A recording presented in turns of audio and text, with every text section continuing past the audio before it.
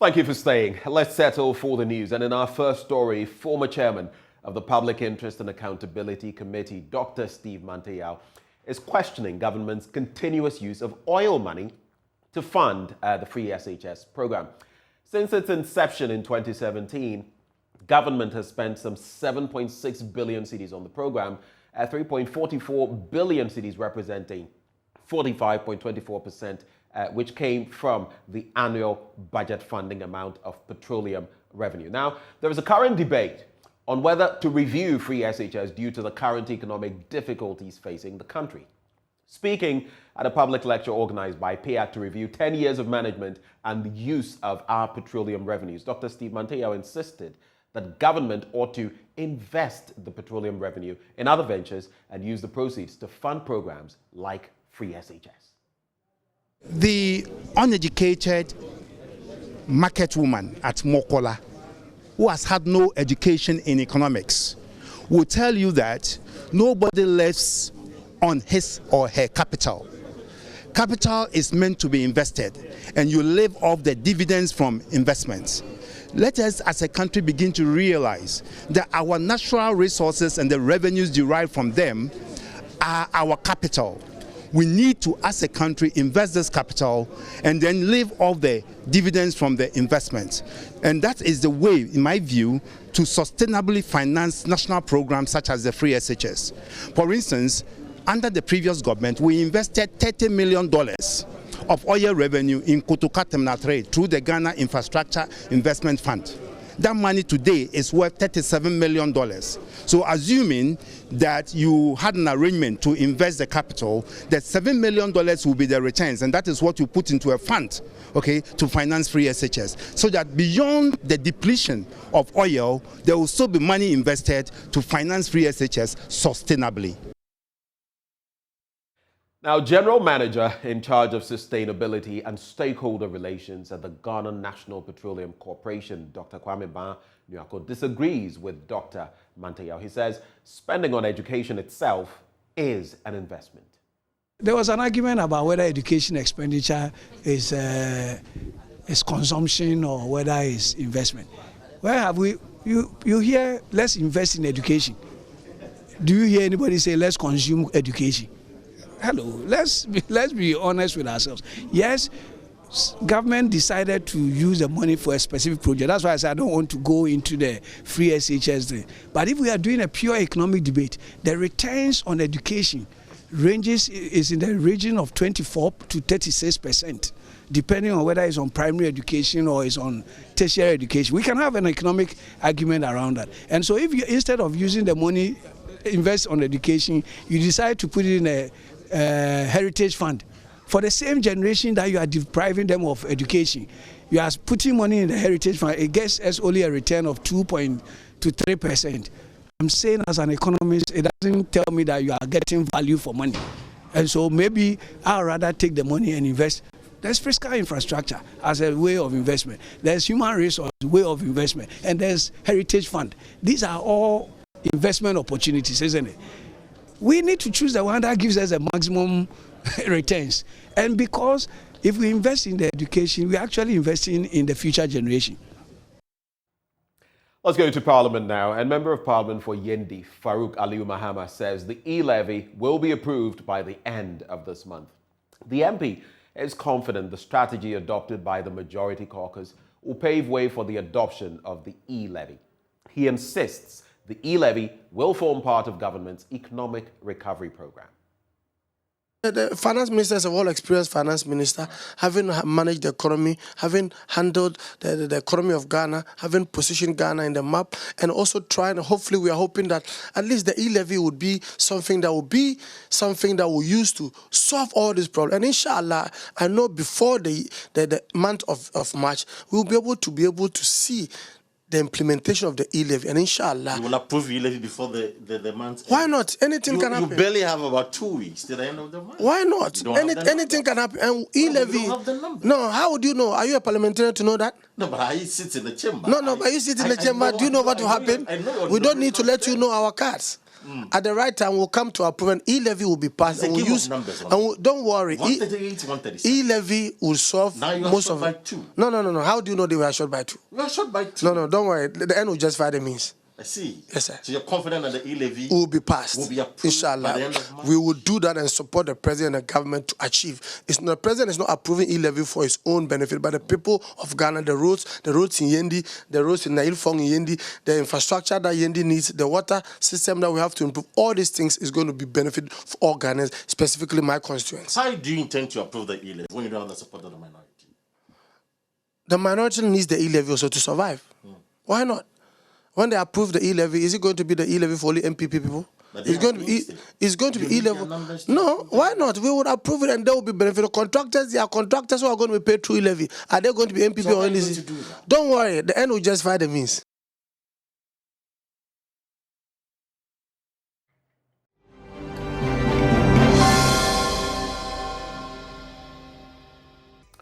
Well, now in our next story, residents in the Wa municipality of the Upper West region, especially road commuters, are unhappy about the delay by the Department of Urban Roads to fix the main traffic lights in the town. The traffic lights, which ceased working 35 days ago, are yet to be fixed, leading to a number of accidents at the intersection. Upper West regional correspondent Rafiq Salam reports it's even worse at night as street lights in the area are also not working. The one municipality of the Upper West region has 3 traffic lights installed at various locations. Installed first out of the 3 to be installed over 2 decades ago was this one located at the heart of the Central Business District. It is few steps away from the Wadiali Market and has 4 major road intersections that leads to all parts of the township and beyond. As a result of that, it is the busiest street in the municipality. The importance of the traffic light is therefore of utmost importance to the people. However, for more than a month now, it has developed a fault and has malfunctioned. Scores of accidents have occurred here, leaving many here maimed for life. Many drivers, riders, and pedestrians are unhappy and are going after the jugular of those in power. And so we need traffic lights, operational ones, that can be at most of the intersections. So I was sick and tired of this situation when we saw that the way the policemen, most especially the MTT people at the Scotland Town, would have to stand for well over 35 days. We thought it was going to be a 1 week or 2 days kind of thing. But as we speak now, people are suffering, the policemen themselves are suffering, and then we are unable to get the authorities to talk to us that this is the reason why. This one can cause a whole lot of accidents. And these days, we've been hearing that people are dying almost every day. Even though you might be careless or maybe something might pop up for one to have an accident, but the traffic light is there to direct who to go and who to come.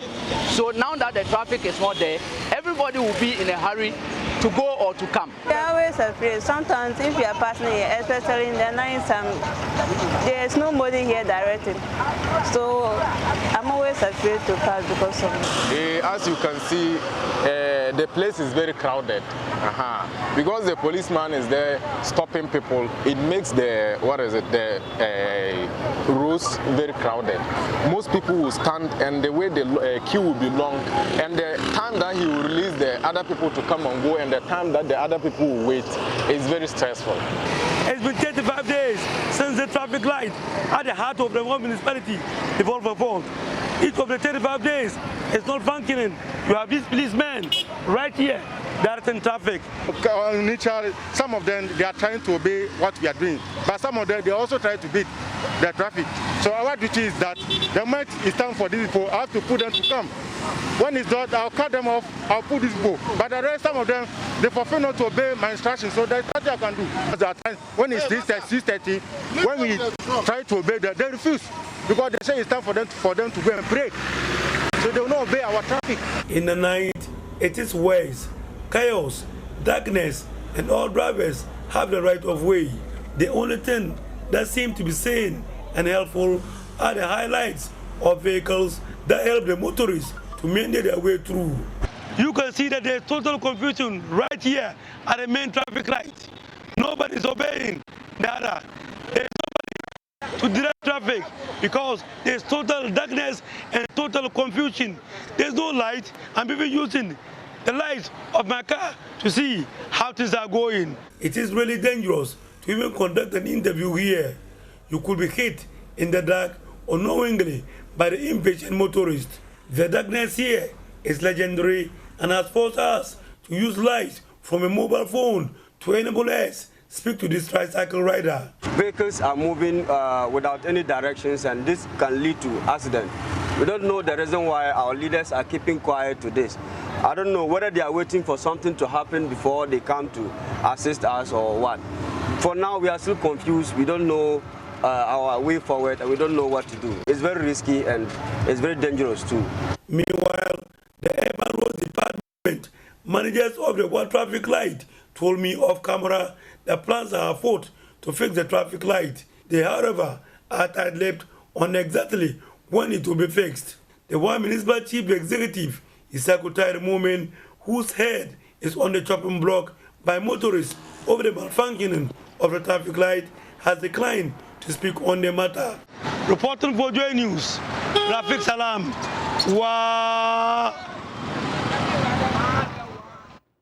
Now, as road accidents continue to claim many lives, it has become important for motorists to continue perfecting their craft. Don't you think an app that can detect speed ramps even if there's no sign, and in addition suggest ways to perfect your driving behavior, can be a game changer? Well, that's what Tech Device Hub Limited has done with the Road Hazard Alert Masterpiece, or the RAM app. On Tech Thursday, Love FM's Kwesi Deborah speaks with the KNUST graduates Stephen Frimpong and Jesse Yanim. Road Hazard Alert Masterpiece is designed to ensure that the road is safe because there is increasing rate of accidents and people are losing lives. Currently, there is no system that knows exactly where the road signs have been plotted on the map. We checked Google Maps, Mapbox, they all don't have that functionality. So what we did was we created a system that helps us to manually plot our own coordinates into a database. Then we use that database to slow down. We check that database as the driver is moving on the road. Then we compare that database value to the position that the driver is at. Then if the driver is maybe 100 meters away from the road sign, we notify the driver with a voice notification. How does this work? It has different ways of helping us. First of all, as a driver, one thing you need to know is you need to be perfecting your skills because there are places you are lacking in. Secondly, even if you're a very good driver, when you are driving on an unfamiliar road, it's very risky. Therefore, what the RAM app does is it perfects your driving as well as making the road as familiar as it can for you. How does it do that? Whilst you are driving, the RAM app detects speed ramps, traffic signs, and all other alerts on the road.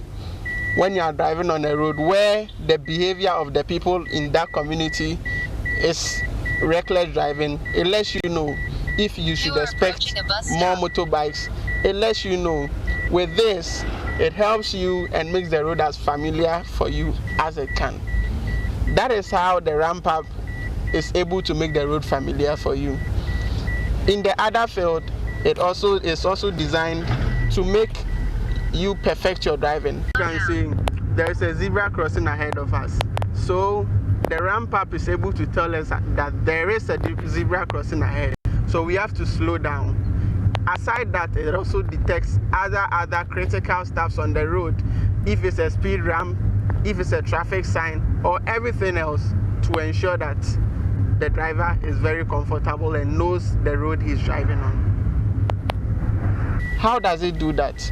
Whilst you are driving, the ramp app is able to check your driving errors with your phone or our special camera. When you buy our dash cam, it does that as well as your phone. So with the ramp app, what it does is it uses your front and back camera to check your focus, your changing lanes, and all other driving skills. When there is a skill you are lacking, through artificial intelligence, it is able to detect that. And when it detects the places you are lacking, the ramp up, once you are home and you are relaxing, is able to tell you what to do to perfect your driving. Guess what? It doesn't just tell you what to do behind the wheel. For some people that lack focus, it will tell you the kind of foods to eat to improve and then give you strong focus so that you can be good at driving. With this, the ramp up puts all those stuff together to ensure that you are a very good driver and it prevents accidents. Now, played mainly in the Akan regions of Ghana, Owari is relatively still popular compared to other Ghanaian games. This game is one that requires the players to pay keen attention and also exercise a high level of vigilance. For our Ghana Month series focusing on indigenous Ghanaian games, Justice Baidu went to the Kwabenya MA5 school here in Accra to find children who play Owari. It's a sunny Friday afternoon here at the Kwabenya MA5 school in Accra. Pupils are out and engaged in different games. One of them is Owari. My name is Blessing Ahianyo. I asked Blessing Ahianyo to tell me about the Owari game. The Owari game was played by digging 12 holes on the ground, 2 rows with 6 holes in each. And we use the palm kernels to play the game, and it is played by 2 people. But now, the Owari game is kept out of fruits and can be taken along wherever one wants to take it. Owari is a board game known otherwise as Mankala. To win, one must be able to capture all the pieces from the holes of the opponent. After the game is over, we rearrange the palm kernels inside the holes to identify the number of holes the person has scored. That's what shows how the person has won. Each hole, we have 4 palm kernels in it, and when one picks 4, he goes round dropping 1 in each hole. So after dropping it, the one who picks 4 of the palm kernels have won the game. Like many other games indigenous to Ghana, Owari is under threat of running extinct. With the onset of technology, a lot of our children have lost track of our traditional games like Ampe, Owari, Ludu, Antwechre, and the rest. But once in a while, we organize such things so that our children here will not lose our culture entirely. In the school, they should also give time for them to learn how to play the traditional games, and so that they'll get to know more about the traditional games. The children here, like many people concerned about sustaining Ghanaian games, are hoping it will be brought to the classroom, so hopefully they can help keep it alive. Justice Baidu, JoyNews, Accra.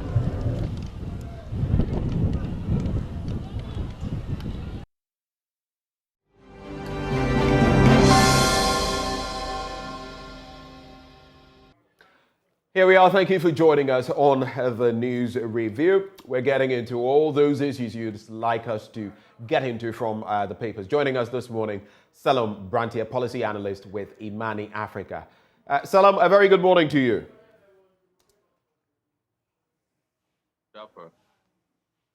Please unmute Salam. Oh, okay. I'm unmuted. Right, I can hear you now. How's the morning going? How is today treating you? How has the week been? And what is the state of your pocket? Well, I was saying that you look dapper, though. So I think that maybe that could be a sign of good things coming, I guess. What did you say? Did you say I looked a certain way? Or is it on the back of the economic reforms we're looking at? Well, that's what I'm saying.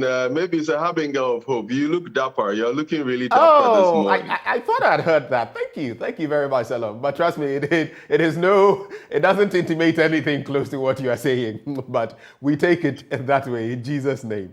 Well, thank you so much for joining us, Selom. So some quick thoughts that I'd love to run by you very quickly.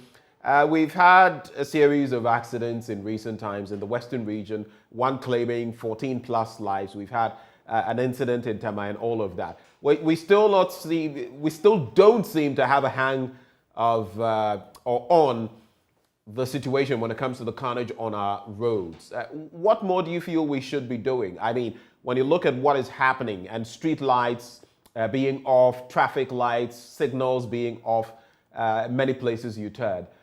What more do you want to see in that respect? Because people are dying.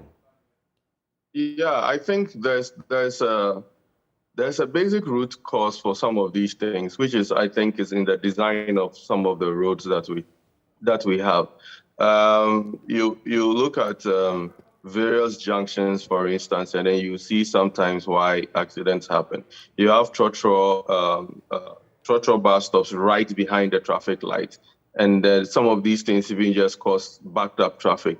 And just when you are trying to enter or cross from one part of the traffic light to another, a trotro or a taxi or whatever, which has just picked passengers or is trying to pick passengers, comes to block you and then causes so much carnage behind. We also see the fact that certain little things, we need to really start having dualized highways.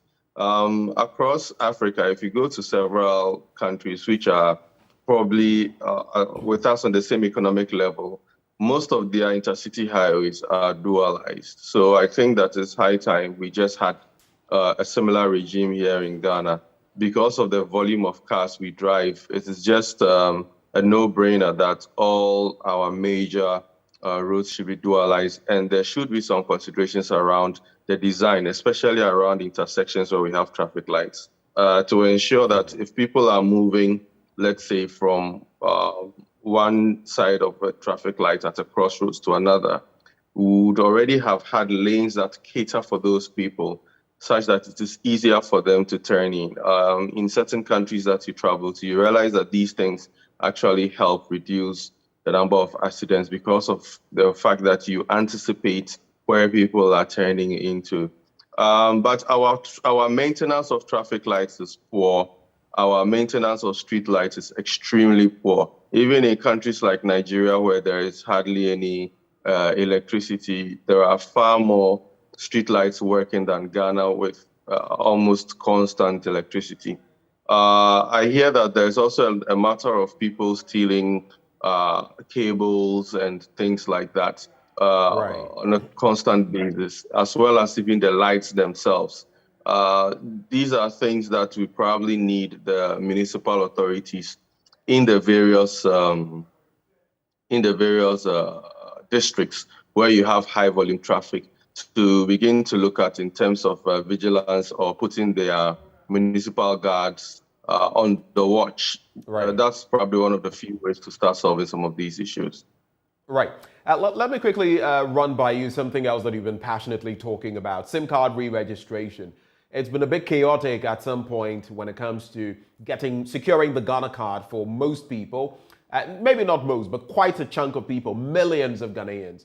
And there's also been the bit about SIM card re-registration. And now it's been extended, the SIM card re-registration, till July the 31st. Apt? Did you see it coming? And did we have to put people through the ignominious scenes, very troubling scenes of the aged senior citizens going through what they did because they felt March was the deadline, the end of March? I still think it's not the best to have it end at the end of March, because there's still, even if you look at the letter that the but it's been postponed to July the 31st. That's the whole point. Yeah. Sorry, I meant July 31st. Even the July 31st extension is still not in the best direction, because if you look at the quantum of people that are left, and even in the letter that they wrote indicating the extension, it means that every week they have to register at least 500,000 people between now and then before we'll be able to have the full complement of people registering. I believe that we still need to look at other forms of biometric data that exist, like our passports, for example, as also valid identification documentation, because these are recognized everywhere in the world in almost any jurisdiction. And it also contains your biometric information. So if somebody has a passport, but is that not hoping against hope? Is that not hoping against hope? They have said that that is not going to happen. Yeah, they've said that is not going to happen, but the prudent thing would have been to have two different forms of ID at least. In every country you go, they do not force you to only use their national card. It's also national card and a passport, because a passport is universally recognized. And if you add that to a national card, then you have two forms of identification. Then later on, in the back end, you can tie the two, because the biodata on both should actually be aligned. Because those are the two most basic forms of identification of any human being in the 21st century. So if you want to look at something like that, it's always good to have not to put all your eggs in one basket. And then, like I said, secondly, looking at the quantum of people that are left to have their ID cards processed, it is also still a stretch that within the next 3 months or 4 months, everything will be completed. A wise decision, or a completely considerate decision, considering the kind of logistics and heft that we have, would have been to extend it to, let's say, the 31st of December, or to ensure that it should be done by your birthday, so that most people would then take their time from now till, let's say, the end of to the middle of next year, to have been able to do it by the time their birthday comes up, so that it could be graduated, and then the process of getting the ID card would also have been streamlined far better. There are still logistical issues with relation to processing of the ID cards, and we should not take our minds off the fact that that is a major determinant for you to be able to even proceed to register your SIM card. So I still believe that putting it on the 31st July deadline is still stretching it a bit, and is still not very feasible if you look at the kind of the amount of people that are left to register. And a lot of this is through no fault of theirs. There are so many issues beyond just people going to sit down in a queue and register for their cards that is causing this delay. And therefore, we need to be circumspect about managing these expectations, managing these processes, understanding why some of these processes delay. I believe that this would be a far better way of handling this situation than to cause people to stampede and be subject to all these rigors. I know, for example, that I think last week or so, for 2 or 3 days, the app that was doing the registration was down, and therefore people could not register, the agents could not register a lot of those who were registering. And so for those 2 days, imagine the number of people who would have been denied opportunities to register. And we are still closing them in on deadlines that might not be feasible in terms of practicality. Let's get into the papers, Selom, and explore some of the stories in there. And we'll start with the Daily Graphic, which actually says, missing children on the increase in Accra. It's a worrying story that I've been reading. It's on page 16. And it talks about the number of missing and abused children sent to the Osu shelter for abused children doubling in recent times. From an average of 3 children a week, the figure has shot up to between 6 and 8 a week, and the number sometimes shoots up during festive occasions. According to the manageress of the shelter, Gifty Tekpo, the ages of the missing children were usually between 6 and 17, but sometimes there were babies. Now, in an interview with the Daily Graphic, Ms. Tekpo said the category of children described as missing children included those found on the streets by Good Samaritans and sent to the Department of Social Welfare, or DOFSU, of the Ghana Police Service. Such children could neither retrace their way back home nor give any information that could help trace their families, she said. Worrying development there. But let's get into other stories. There's at the Graphic Business Stanbic Bank breakfast meeting, e-service opportunity to tackle corruption. That's according to the Graphic MD. 20 million euro renewable energy agreement approved, and ministry targets 2.3 billion from tourist attractions in 2022. I'm talking about the Ministry for Tourism, Arts and culture. Pictured there, the sector minister, Dr. Ibrahim Mohammed Awal. But what I want to throw to you, Selom, measures to restore economy to pre-COVID era. Oforiatta unveils key policies today. It talks about the fact that the nation's focus will, of course, be on the Minister of Finance, Ken Oforiatta, when he outlines detailed measures the government has put in place to restore the economy. The Finance Minister will speak to the nation at 1 p.m., during which he's expected to assure the citizenry that all is not lost and that government is focusing on restoring normalcy to the economy. But from what we've heard so far, so a $2 billion injection into the economy to stabilize the city, that's by the central bank, to other proposals, even with the BDCs, for example, to ensure that as they import crude into the country, the exchange rate dynamics are handled, are taken care of in a certain perspective, so that they can also lower their prices or peg them at a lower rate. Do you feel these are going to work to stymie the economic difficulties we are facing? These are all short-term measures. If you look at all the solutions being proffered, these are all short-term measures. There is still the problem about the gaping hole of our budget, our deficits. There's still a gaping hole in terms of revenue. There's still the issue of having to pay off international debts as well as even local debt. So all of these issues are just to stem the rapid rate of our depreciation, as well as some of these other factors that are affecting the economy. But possibly we would need something more systemic in terms of medium to long term. Else we are just postponing the problem as it is. Of course, if we reduce the amount of taxes on fuel, people will be able to spend less, or there'll be less expenditure on very, very simple activities. However, it also means that government revenue will drop. And this would also be a big problem for the government in its ability to do its debt servicing, as well as handle a lot of other projects that it needs to handle. We still do not have details of how they are going to curtail spending or review the flagship projects that they have.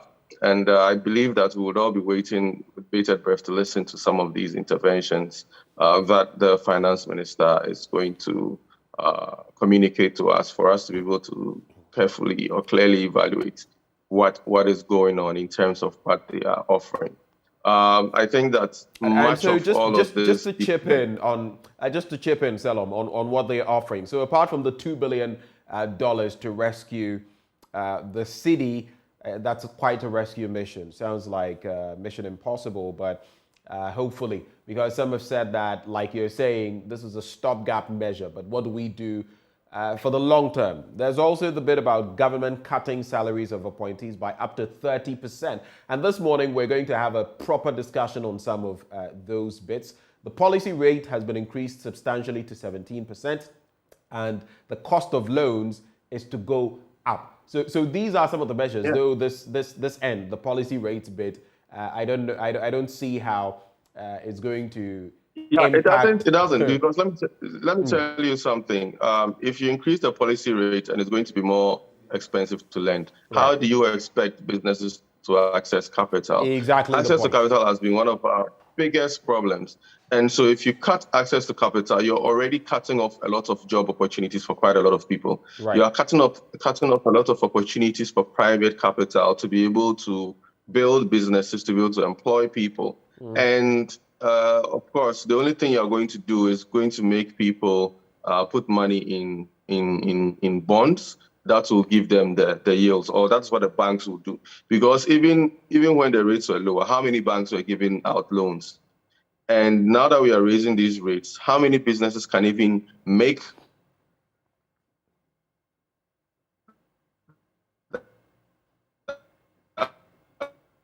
kind of turnover to be able to pay off the point where the economy itself or economics to these policies to even further shrink access to the very things that will help the economy to grow.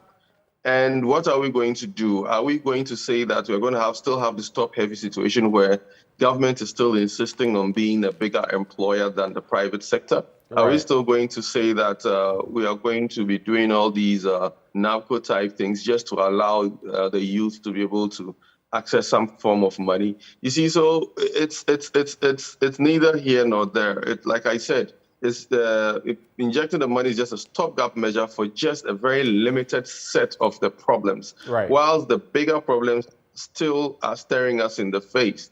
And a lot of these problems have not come because of the Ukraine war.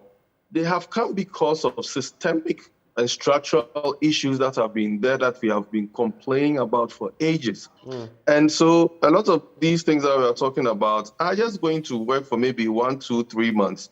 To pump $2 billion, where are you going to get the $2 billion from? First of all, let's say you have the $2 billion. So people have said, is the central bank going to borrow the money? Is government going to borrow the money? And in the end, are you not just adding to our debt stock and burdening the same Ghanaian you're trying to cushion, who will in the end have to come and cough up money just to make up, to pay for these loans?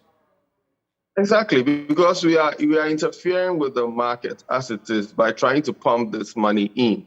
And we will have to pay for it somewhere down the line. Right. God knows, and we haven't been told how we are going to pay for these things. Note also that once we open up the borders, demand for CFA, for example, is going to increase because a lot of business activity conducted across our borders are done in the CFA currency. Already, I hear there's a lot of pressure on the CD versus CFA. I haven't checked the figures, but reports from people who trade tell me that the CD is depreciating very fast against the CFA. And once these borders are open, it's going to actually even be worse because there'll be a spike. And how are we even catering for that spike that is going to appear? Right. And what are we doing towards mitigating some of these things? Because then, of course, maybe cheaper imports are going to come in, but we're also going to have a currency depreciation there that we also need to look at. Right. And so it's a dicey situation which requires, I believe, not just a single partisan outlook, but a national dialogue with the experts coming from all walks of life who are in this area to help the government. A quick one. There's also a planned review, from what we've heard, of 16 major flagship interventionary programs of government. I'm talking about the likes of free SHS, the likes of planting for food and jobs, 1D, 1F, among others. No policy program, per what we've seen emanating from the information minister, will be left out. Now, some of them could be reviewed, and a review could mean that we could look at maybe lowering some of what we've been doing, like with free SHS and all of that. How do you feel about this move to cut down costs by reviewing some of the flagship programs of government? It's in the right direction because, truthfully, I mean, we need to sit down and have a clear audit. We have always been told about how much money is being spent on 1D, 1F, how much money is being spent on One Village, One Dam, how much money is being spent on Initiative X, Initiative Y, Initiative Z. What we haven't seen is the productive results of these, the return on investment of these projects. What we haven't seen is a report saying that of the X $1 million that was put in One Village, One Dam, the country was able to make, for example, 2 times the return on the investment, or 3 times the return on the investment. A lot of these so-called flagship projects were just sinking holes of corruption. I mean, let's be realistic and let's sinking vaults of corruption. A lot of these, yes, a lot of these initiatives were very opaque right from the get-go. Right. The mode of disbursement was opaque. The actors involved in running these policies were very opaque. And the end result is that there was poor supervision. There are situations where even at the PIAC, the public, Interest and Accountability Committee. Yeah, whereas a lot of these projects where on paper these monies were disbursed for them, but the actual work on the ground was zilch. There was no supervision. The contractors and agents through which the monies went through did not account for anything. And if you look at a lot of these projects, they were projects that monies were given to people who were affiliated not because of their expertise, but just because of party affiliation. And let's be true. Let's be honest with ourselves as a nation that using loan money, using bonds, and using government money at rates that are even more than commercial rates, even in countries in West Africa here, to do a lot of these things and use it as gifts for party members. This is the result we are going to get. Okay. We are now paying for the largesse that we offered to people who are going to spend these monies and come and do big weddings and show on TV, etc. So for their children. So we are paying for the kind of patronage that we were offering certain people. And let's be very realistic about that. Like I said, you can take your team to Nsawam, which is just an hour's drive if there is traffic, or 30 minutes drive if there's no traffic, and go and see if the 1D1F project on the so-called revamped Aztec project has taken off. I mean, that is just one case in point. And in the news stories, they'll tell you that a few millions were spent to revamp that place. Now go and check and see if there's anything there. No job has been created. No productivity has been created. So how do we then look at these and all the other things that are even in the hinterlands, and how do we account for the monies that were spent for all those things? These are the issues. Those are the issues. And when you look at page 2 of the paper, there's a quote from former President John Ejekum Kufuor, and he says something that I find very interesting. Ours is not a poor country, and though we are now a poor people, there should be no room for the despondency that has settled on large sections of the population. And that, I think, is something that, whether from yesterday or today, is relevant. Let's take a quick look at the Ghanaian Times newspaper. Let's establish investment fund for free SHS. Dr. Steve Manteyao, former head of PIAC, suggests, and immigration officer killed by unknown assailants at Koko Lego. There's this one in the Business Finder newspaper. Fuel reliefs in the pipeline today. We'll hear what happens there. But with the Daily Guide newspaper, fertilizer plant construction in the offing. I'm sure you've heard, and this is how we're getting ready to wrap Silom. I'm sure you've heard of how fertilizer prices have shot up. Fertilizer, the cost of fertilizer, the cost of labor, the cost of using a tractor and all of that. We had farmers and others join us for a conversation on the back of rising food prices yesterday. And we also know that Canada is the largest producer of phosphate, which is an offshoot of petroleum, and Russia is second. With what is happening in Russia, it has caused the price of fertilizer to spike. Not that they weren't getting a bit high even prior to that. But the question is, now that all of this has been affected, the sector, Agric, is saying they are going to construct a fertilizer plant. It appears for us every time it's a knee-jerk reaction. But how confident are you that this will actually see the light of day? I know that, I think, when was that? About 6 months back, someone said that he had tried to start a fertilizer plant somewhere in the Brown Haffa region. Right. And there was a bit of controversy around it. I remember that story. I believe, yeah, you remember that story. I believe that as a nation, we should do more to help a lot of these private entrepreneurs who are trying to build value. Right. We do far less. And the Ministry of Agriculture is one place where I have a lot of friends who are into farming, and I can tell you that there are a lot of blockers at that ministry, where if you bring an initiative and you are trying to add value, the bureaucracy that is involved in just helping people approve what you need to do has been staggering, and it has been very frustrating for many a farmer. A lot of people think farming is easy. It amuses me when you see a lot of these politicians come in and say the youth should go into farming, the youth should go into farming.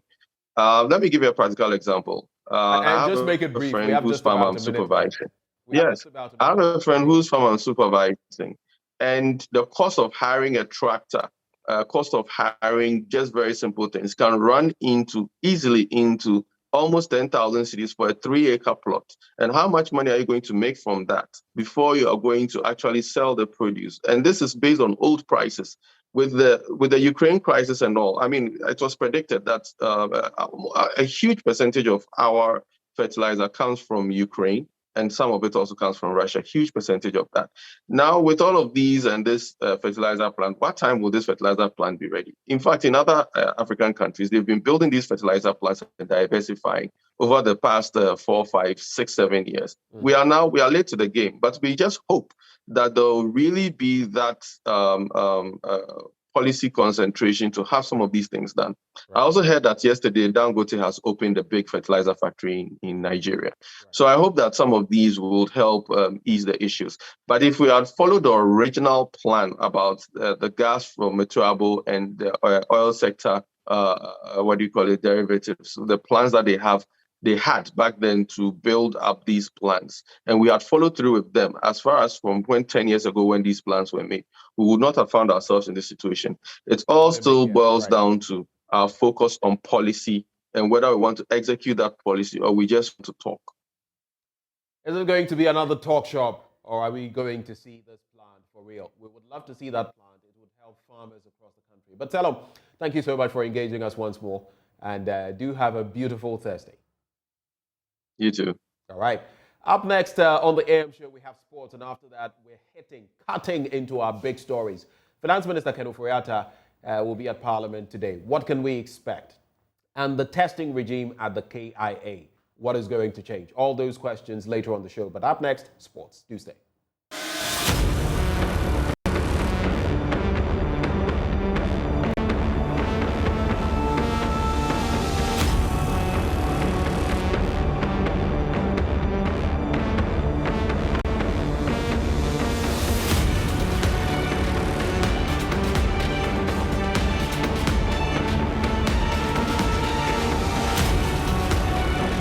Good morning, everyone. This is AM Sports with me, Muftau Nabila Abdullah. We continue our build-up to that big game between Ghana and Nigeria. And today we are focusing solely on a big tie between the two nations who fight over everything, including jollof. And on Wednesday, there were some videos emerging from the stadium where the Super Eagles are having their preparations.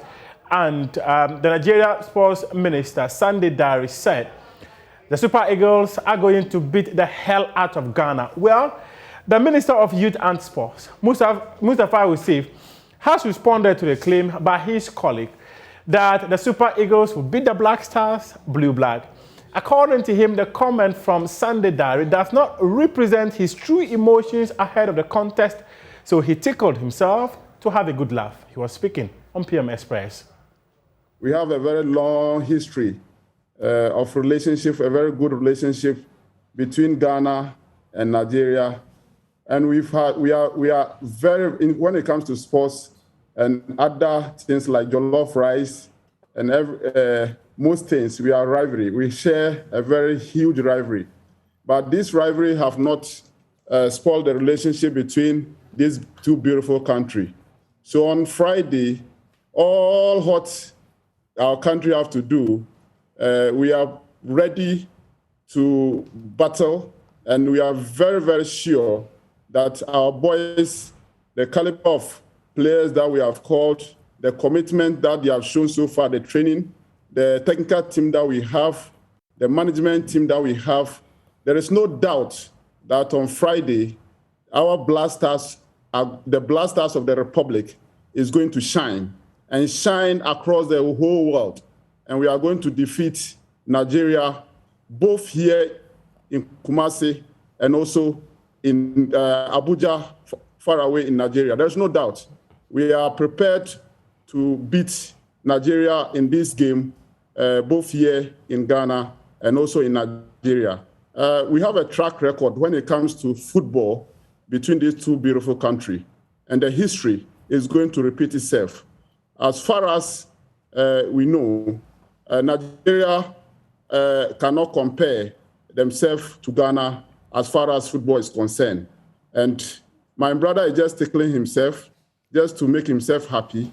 And I know that if you look at his posture, even when I saw the video, if you look at his posture, you can see that he's under serious pressure and tension because he knows the country that he's coming to meet, and he knows what we can do. We can create surprises. It's a country that even when we use a club to represent our nation, Nigeria could not stand us.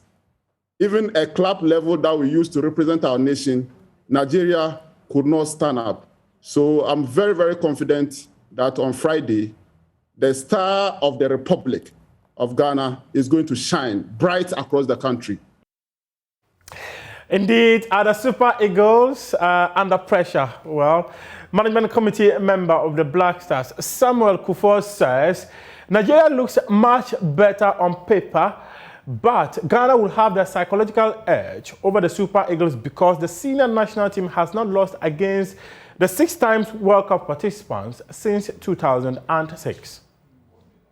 This is a big challenge because you know the communication between Ghana and Nigeria, and how many people that live in Ghana that they are Nigerians, and how many people that live in Ghana that they are, Nigeria that they are Ghanaians. So it tells you how important that these two countries have been for so long. And then don't forget that when you look at the history in the African Cup of Nations, like this morning we were texting something and I just told them that when was the last time that you guys beat us? That was 2006. And I was playing that game, 2006. They beat us 1-0 AFCON. And from then, they never get any chance to beat us. We always win against them. So psychologically, we had an advantage. They can have the big stars. But in this case, when you look at on paper, they are much better than us, player to player. But when you look into the details of Ghana, Nigeria, the history, we are ahead of them. So we will take that advantage on them. Okay. Because this is a thing that it's like you have, like what he said, you have fufu and you have eba. Which one people will taste very well? So it's like Ghana go to a World Cup or Nigeria go to World Cup. Everybody wish in this West Africa that 2 of them go, but it come to a situation that 1 of them have to drop. And we are not going to drop. They have to drop. So they know it. And it's beyond even football.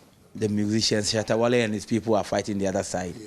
When you come to the acting side, Yvonne and the Genevieve are fighting at the other side.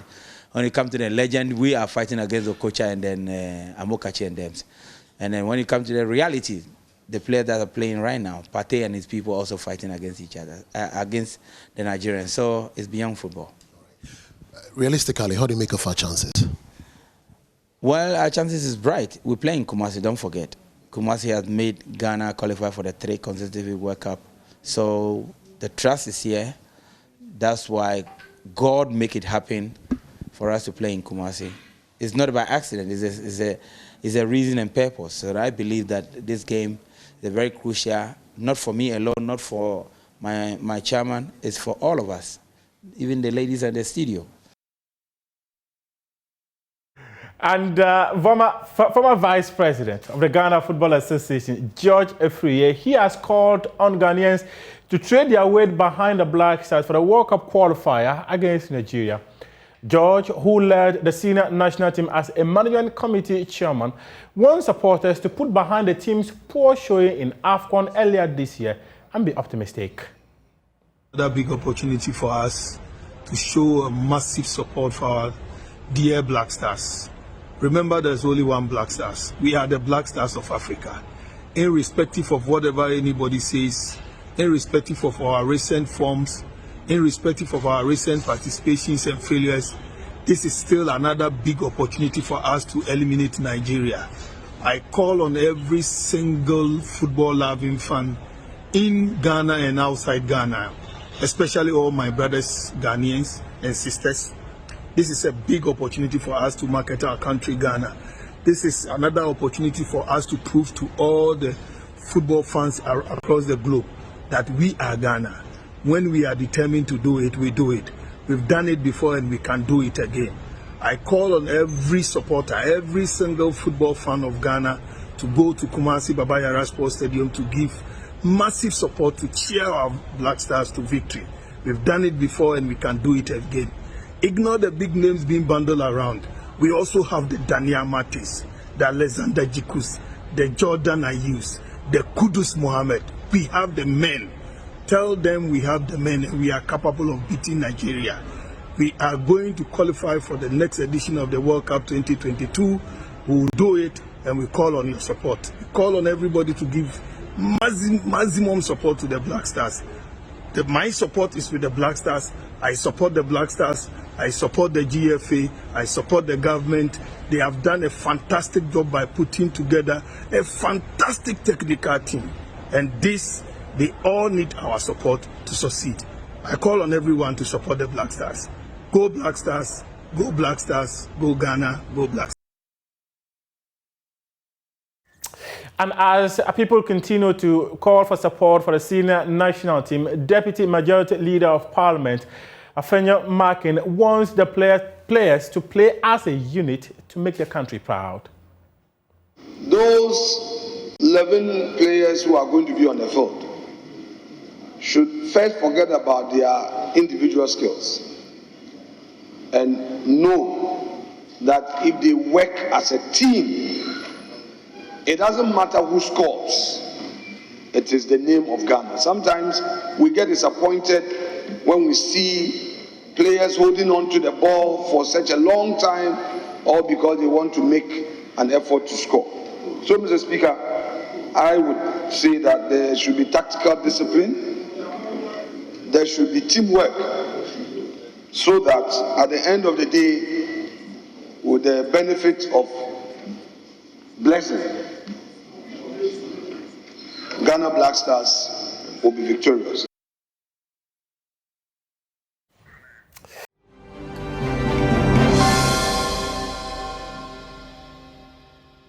Optimistic Eagles supporters, but in Kumasi it is in contrast, because after the Black Stars training session on Wednesday, they were booed by supporters when the team was leaving Baba Yara Sports Stadium. The reason is simple. The Ghana Football Association has not allowed fans and the media to have access to the training sessions of the team, and some of them have been sharing their disappointment about some of the decisions of the football governing body. I don't really know whether our people or our leaders in the sports fraternity understand their own tagline, which is bringing back the love. If you want someone to love something, you have to really give them a demonstration or let them have a feel of what you want them to love. So when fans are coming to the stadium to watch their own players who are being paid by their own tax money, you really have to let them in. Unless maybe you are trying to tell us that you don't want them to come and support you, you don't want them anywhere close to the people that you are playing for. You want to go to the stadium, but you have employed the policemen and the security personnel to sack the supporters who are coming to watch the ball. You are not going to stadium and look at the players just like that. Well, you have a ball. A ball, I'm person to ticket, but still na network, you know. Uta asena ajamna bayero. Isi ayen go here. Police for no mu pamye na say. Isi ayen yenden. Ose mu Allah ne unse. Isi Nigeria for ne ba. And the support in your move. Isi my imagine say ko Nigeria Jesse. We say dem we here. We no say ko mu twemu a oh, yeah mom fans kra no. I say omo easy omo any place no easy omo. And talking about security men at the Baba Yara Sports Stadium, the Ghana Police Service has released a statement saying that some major roads heading to the Baba Yara Sports Stadium are going to be blocked. As many as 4 or 5 roads are going to be blocked by the Ghana Police Service as they ensure that there's total security around the stadium. They've also warned that if you want to cause mayhem surrounding the match, just advise yourself and abort it. The Joy Sports coverage of the World Cup qualifier between Ghana and Nigeria is brought to you by Qatar Airways, Going Places, KFC. It is Finger Licking Good, Airtel Tigo, Sikakoko Bundle, Life is Simple, and 10bet for the better. You can head on to myjoyonline.com and read some more sports stories. As you can see from Ghana Sports Minister Mustapha Hussein, who says, Sunday diary tickling himself.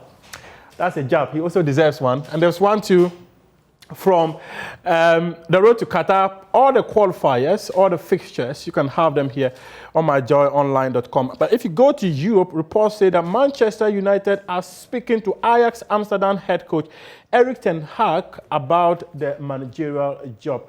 We appreciate your company as always. The show continues right after this.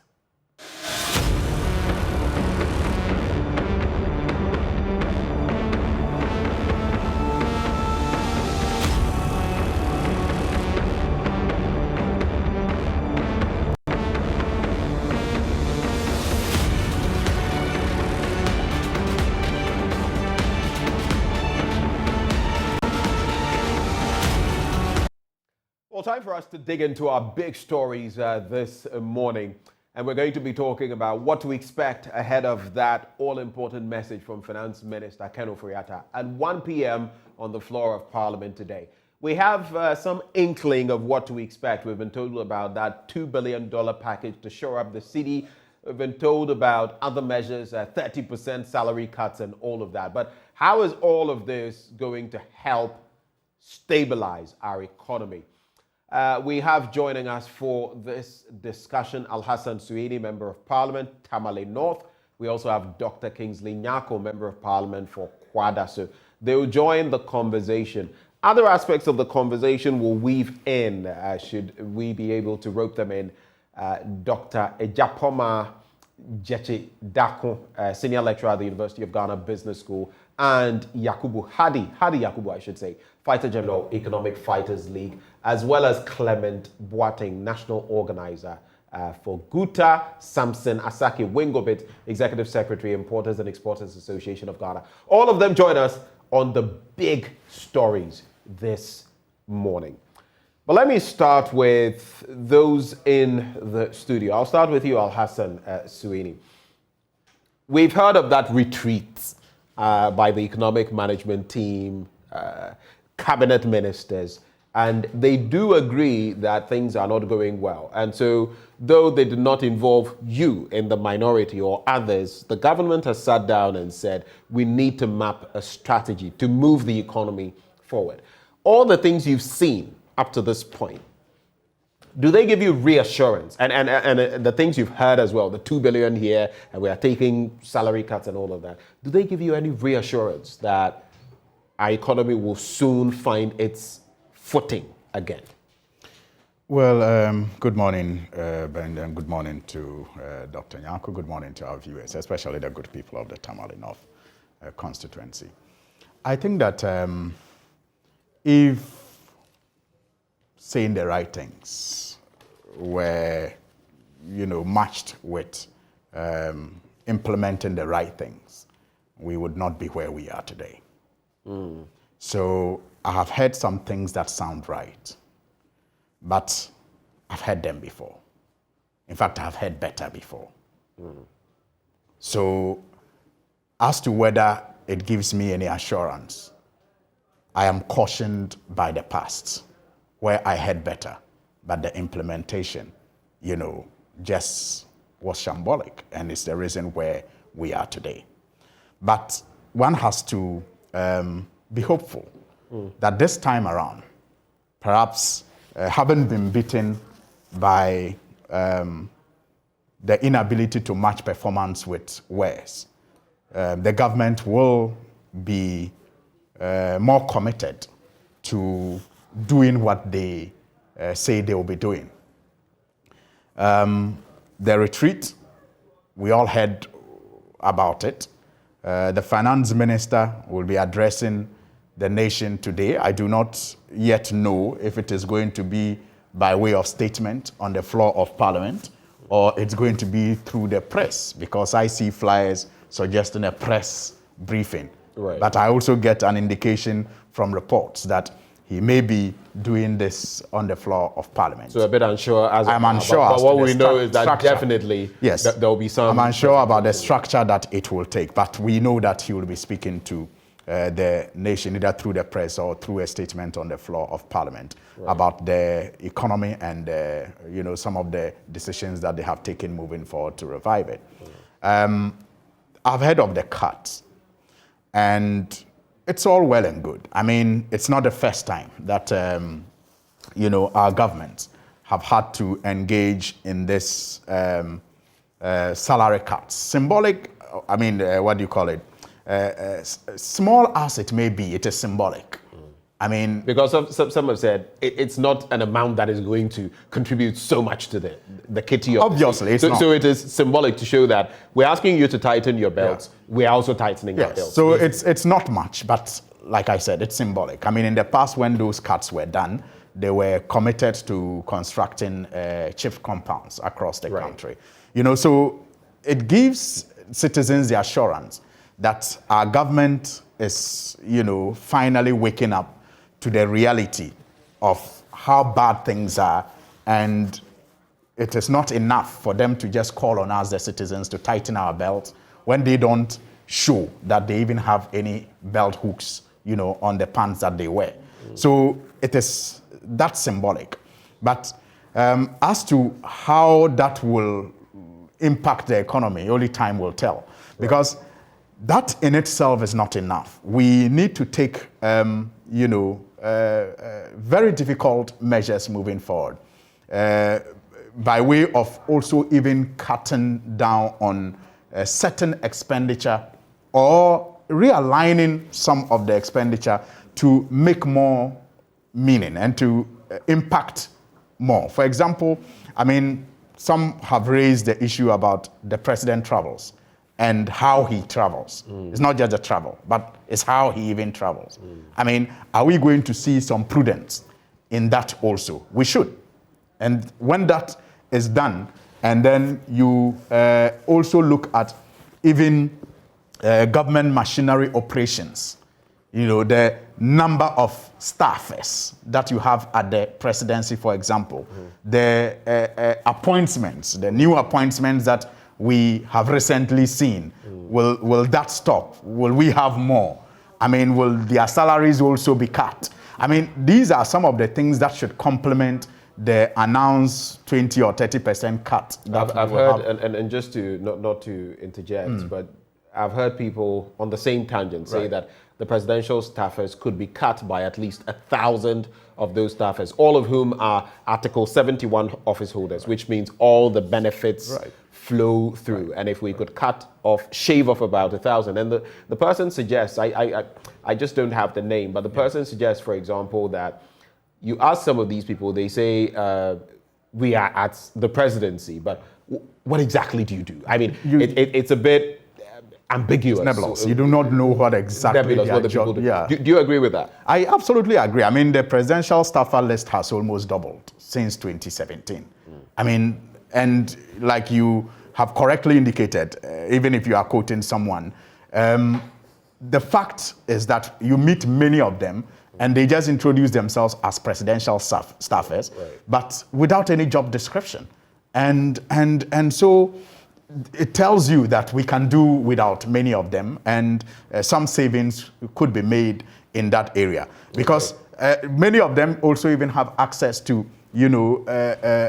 fuel and sometimes even government vehicles when they have to travel out of the country, out of the region, because I know that they apply to the chief of staff and they get these vehicles. So I think that the government, I hope that the announcement will be all-encompassing.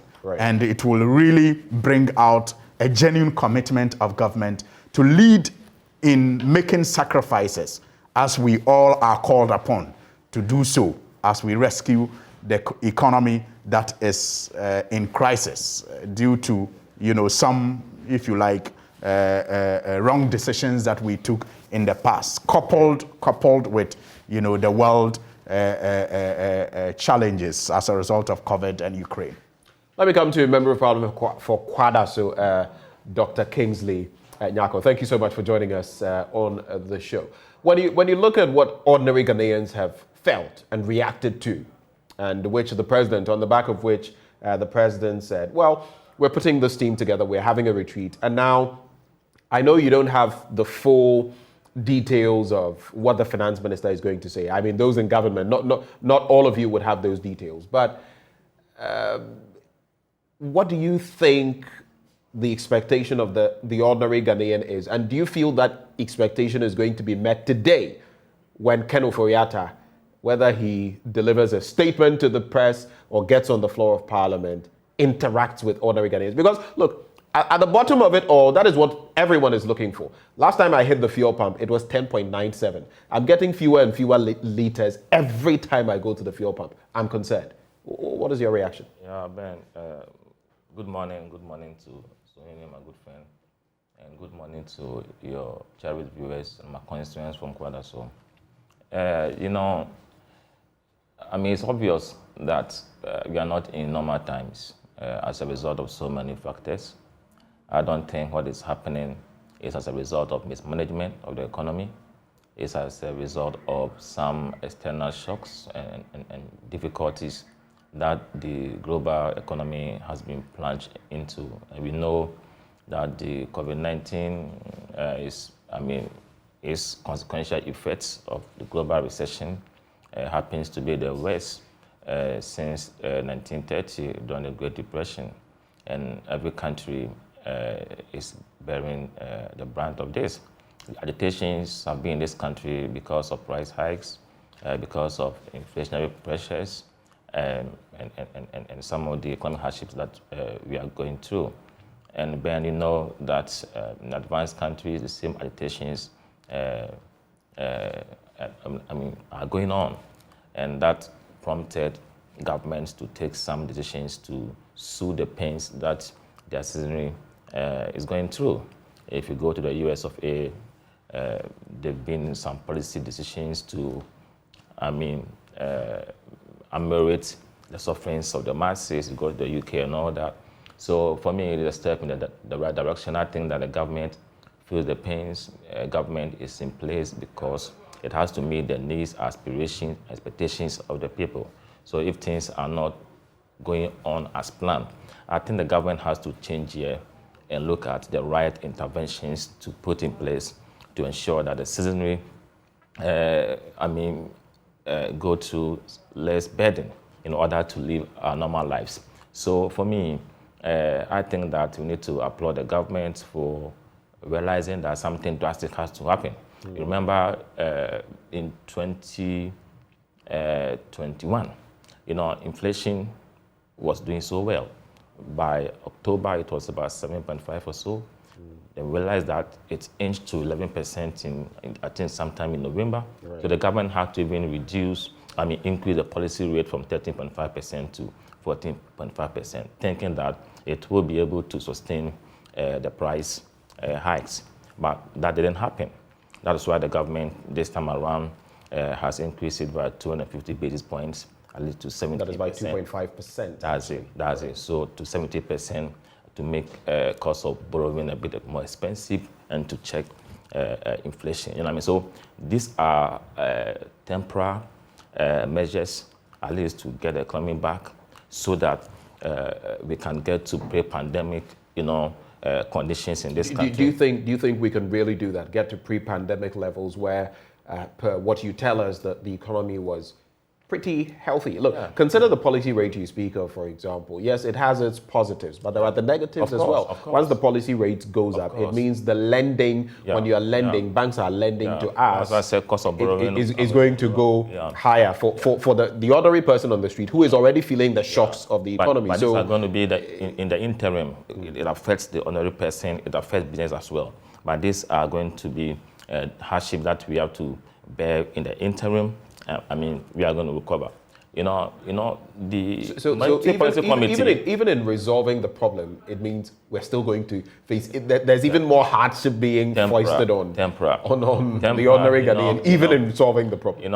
I check and I realize that the multi-policy committee has met about more than 5 times since 2002 or so, and in I think 2002, 2003. The policy rate, even the highest, was 27.5. Okay, then it came down to 27% before NDC left. So it has been changing, but all these are policy responses to ensure that the economy is stabilized. So we all agree that there will be some temporal hiccups, but eventually the economy is going to bounce back based on some of the interventions government intends to roll out. You mentioned the $2 billion syndicated loan from financial institutions in this country, and also developing partner institutions and all that. All these are an attempt to show up the strength of the city. Right. Okay, because the city, is taking a nosedive and all that. And also, before that... Can we take a quick look at that? So these $2 billion, obviously, you're looking at about, what, some 15 billion cities, thereabouts. I mean, you can do the addition or subtraction. Yeah. But the point is, again, to shore up the economy, we're going for a loan. Yeah. $2 billion. Yeah. Who is going for this loan? Is it the central bank? Is it the government of Ghana? By extension, of course, if the central bank goes, it is Ghana going. Yeah. But what is this going to mean? The policy rate, like you said, has gone up. Yeah. It's going to affect businesses. It's going to affect the ordinary Ghanaian. Another policy that you're bringing to bear is to go and take another loan, something that the ordinary Ghanaian, again, likely through taxes, will have to pay for. Yeah. Do you feel these measures are what we need at this point in time? Yes. I mean, these are prudent fiscal measures that you need to put in place. And the idea of the $2 billion syndicated loan is to help us deal with the depreciation of the city, and that's very important. Even before that, the central bank bought about 600 kilograms worth of gold, about 215,000 ounces. Okay, they are not refined, but when they are refined, it will be part of our foreign reserves. Our foreign reserves at the end of February this year was about $9.5 billion. So it will shore it up, to increase it, then it will help us to stabilize the currency so that it comes down. And when it comes down, you know how it's going to enhance businesses and all that. So at times, you need some of these interventions you borrow to deal with a particular issue before you can take off properly. You know, extraordinary times demand that we take extraordinary decisions and actions. And there's the right time that we need to do that. As I said earlier on, almost all countries in this world that are sensitive to the plight of their people have come up with some of these measures. Remember, US of A increased their benchmark rate. I'm talking about the policy rate by 25 basis points. UK did the same. Okay, so these are how we manage the economy, and I think that we will get over this. Our economic difficulties are long term. You know what I mean? And until we are able to put down the right structures in terms of strengthening the base of the economy. You know, I did economics a long time at A-level. The issues that we were confronted with through the literature are the same things that we are experiencing. And we need to navigate away from them.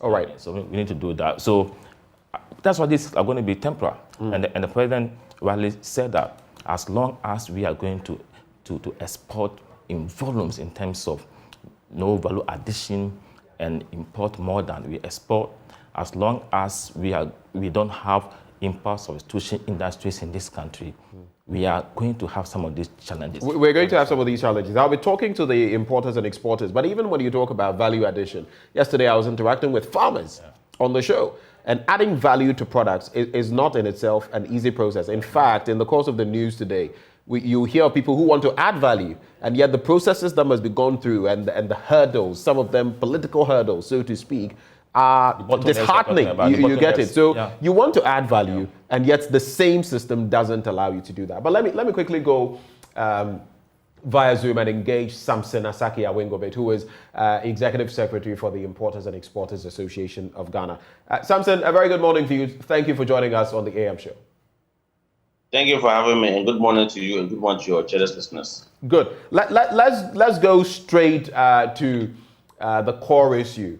as importers and exporters, how exactly has our falling cedi affected your business? If you could quantify it, how would you describe it? Well, it's a big blow to the business community.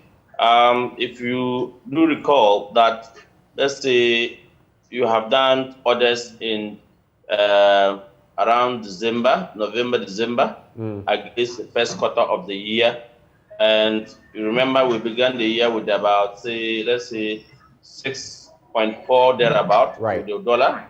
And you have perhaps, we are anticipating that, well, if it's 6.4, let me make my pricing around 7 cedis, so that at least whether minus or plus, by the time I will finish selling the first quarter, maybe dollar might reach around, let's say 6.8 or 6.7 or 6.9. At least you can still buy dollar and then go back to bring. You can get your margin. Yes. So as you speak, you have made the projections. Then within 1 month, February, March alone, you have seen that the dollar has hit 7.8. What happened? Let me readjust my prices to 8 cedis. Then fine, it has moved from 8 cedis to 8.4 to 8.9. So you will realize that there's panic in the market, there's panic in the business community, because all your projections doesn't work add up.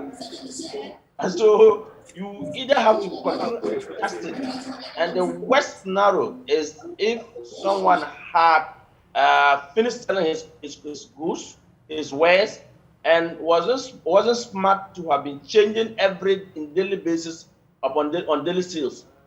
At the time, the dollar was 6.8, 6.9, 7 cedis, but you were waiting to say, okay, let me finish before, because you know there are some people they want to be comfortable that, okay, I have 100,000 Ghana cedis in my account, my bank changed because I'm going next week, change for me to the dollar. So he was expecting 100,000 Ghana cedis, perhaps he will get, let's say, maybe a $60,000 or a $50,000. As you speak today, you cannot get it. And so there is that kind of disparity. There's that kind of disconnection. There's that kind of, so what do I do? If that same commodity I brought and I sold 100,000, today that 100,000, it was about $50,000 goods that I brought it. I can no longer get my 50,000. Where do I go from here? I'm going to borrow. And then, of course, you know the current dispensation on our banking sector, with the kind of interest that we are all hovering. No business person want to go to the bank today because of the pressure that is going everywhere. And of course, the bank are also looking at it. And that is even before the current policy rate differences.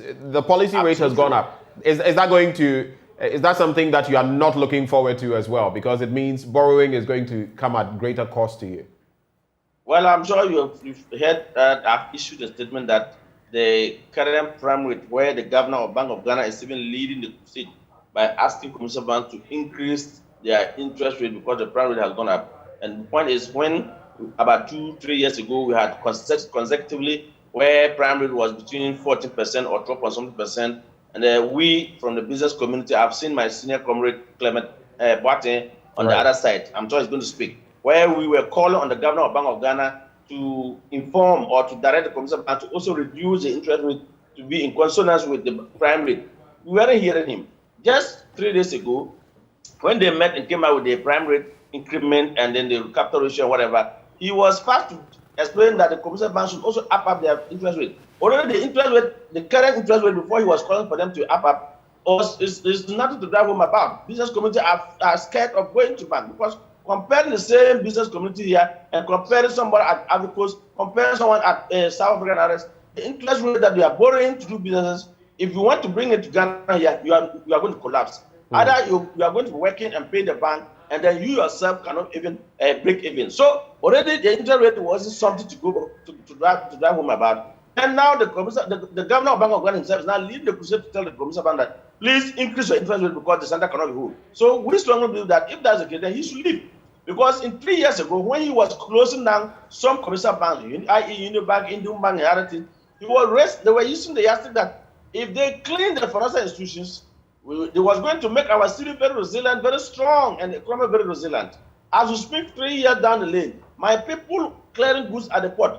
The government who closed the bank without even records to business community whether if this bank were doing good or not, are now imposing a tax component on the business community. If you are clearing cargo at the port, you are built to pay a percentage to help government solve the financial cleaning. I'm sure you are aware of that percentage at the port. Right. And so we think that this governor of Bank of Ghana, including his board of directors, has no clue. This guy has no clue to address our city differences. Hence, government, the president, to dismiss them. Right. And I'll just crave the indulgence of Al-Hassan Suini and Dr. Nyako in the studio.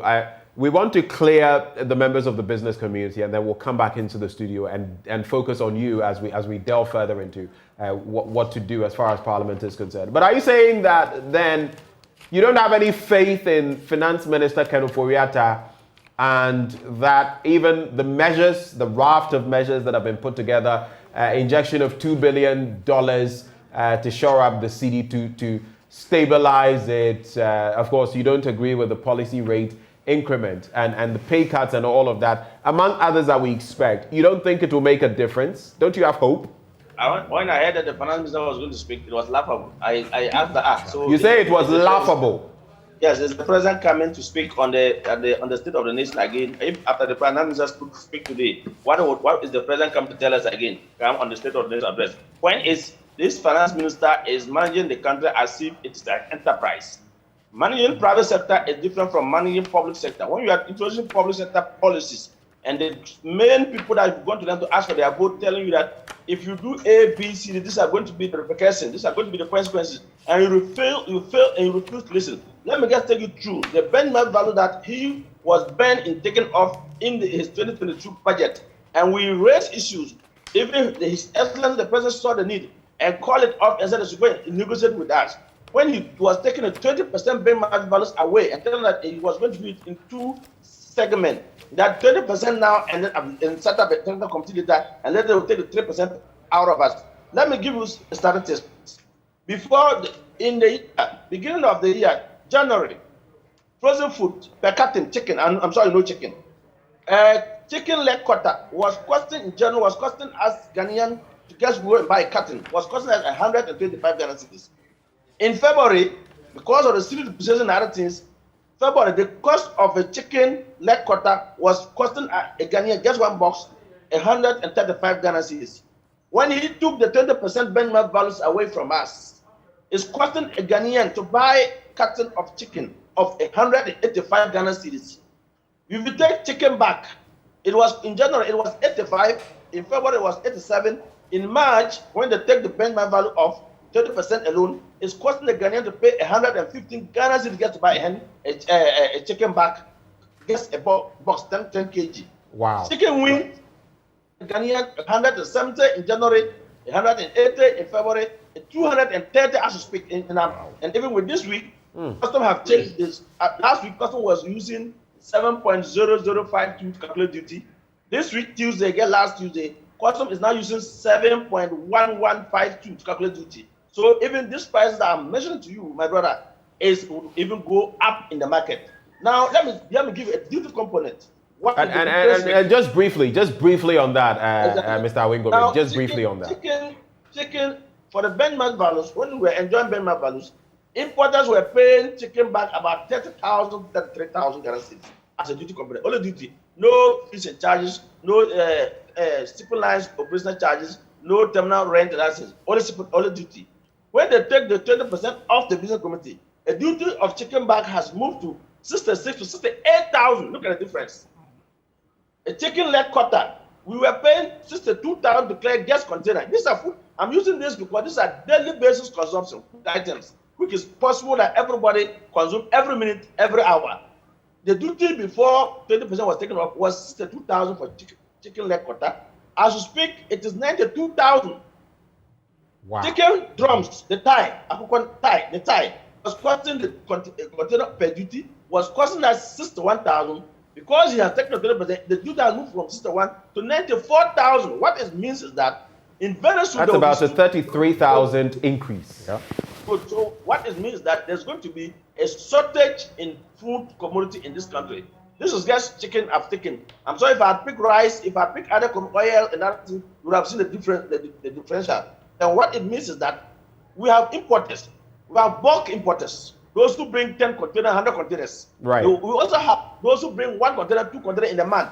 These 1, 2 people, 2 container people are more than those who are bulk importers. You know about that. And they are helping us. So if one cannot cough 94,000 to go to pay for chicken drum, then what it means is that if you used to bring, let's say in a month, you bring like 3 containers, now he's going to resort to only 1 container in a month. Someone who used to bring 1 container, then he's going to go out of business.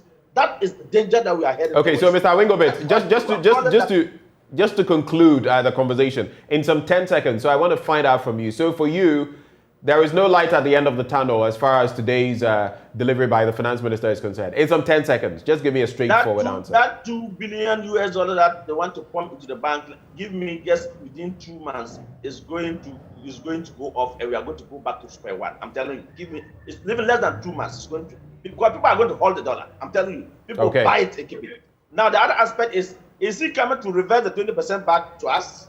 Is he coming to abolish the COVID-19 levy for us? The financial levies, recovery levy that is taken from importers, is he going to abolish it? The 2% special levy import at the point, is he going to abolish it? I'm not quite sure he's going to abolish it because he doesn't have that power. He has to go to parliament.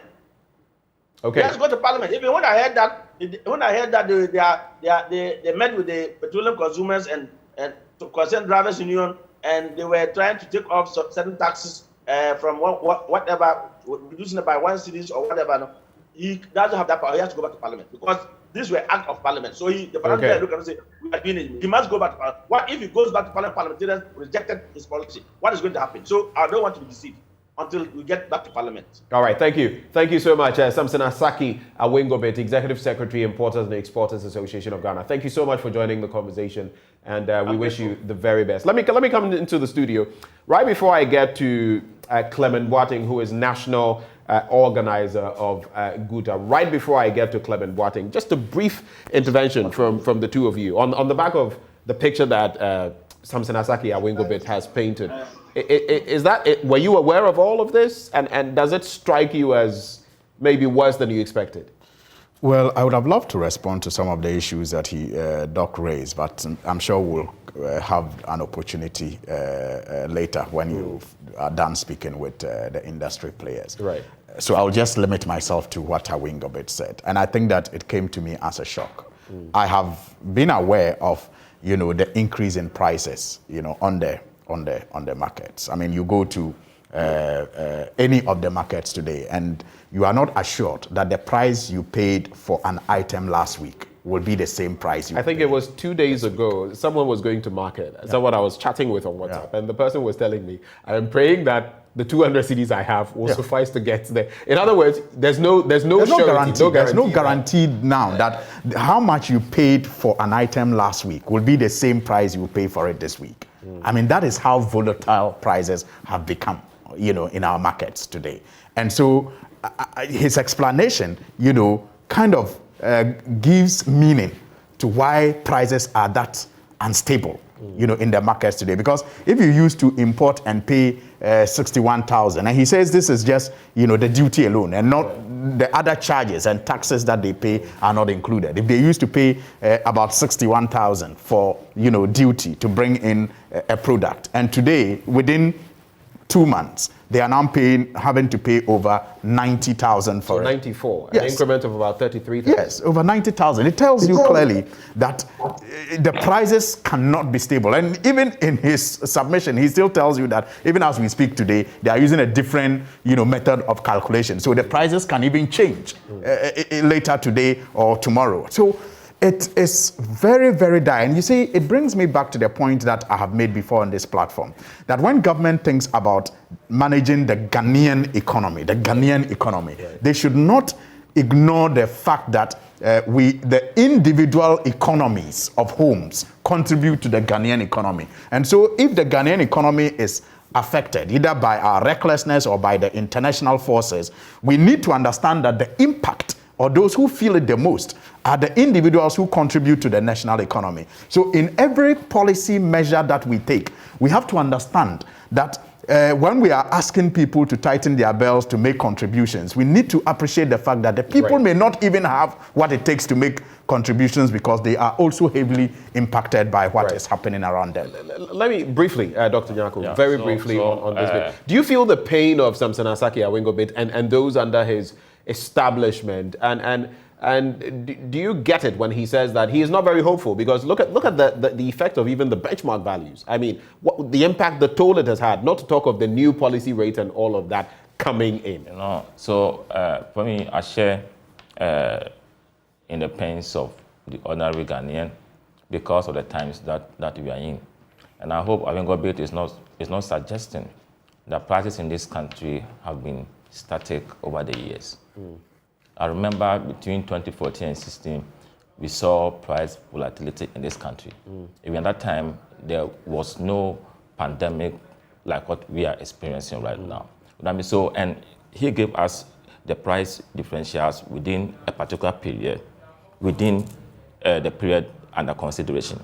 He didn't even go back to tell us the price differentials before, and that's not how we do analysis. You should give us a certain meaningful and reasonable time frame.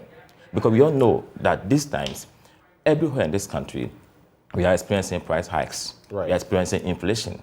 So you don't isolate, our economy and assume that what is happening is only peculiar to this country. For me, that is a bit unfair.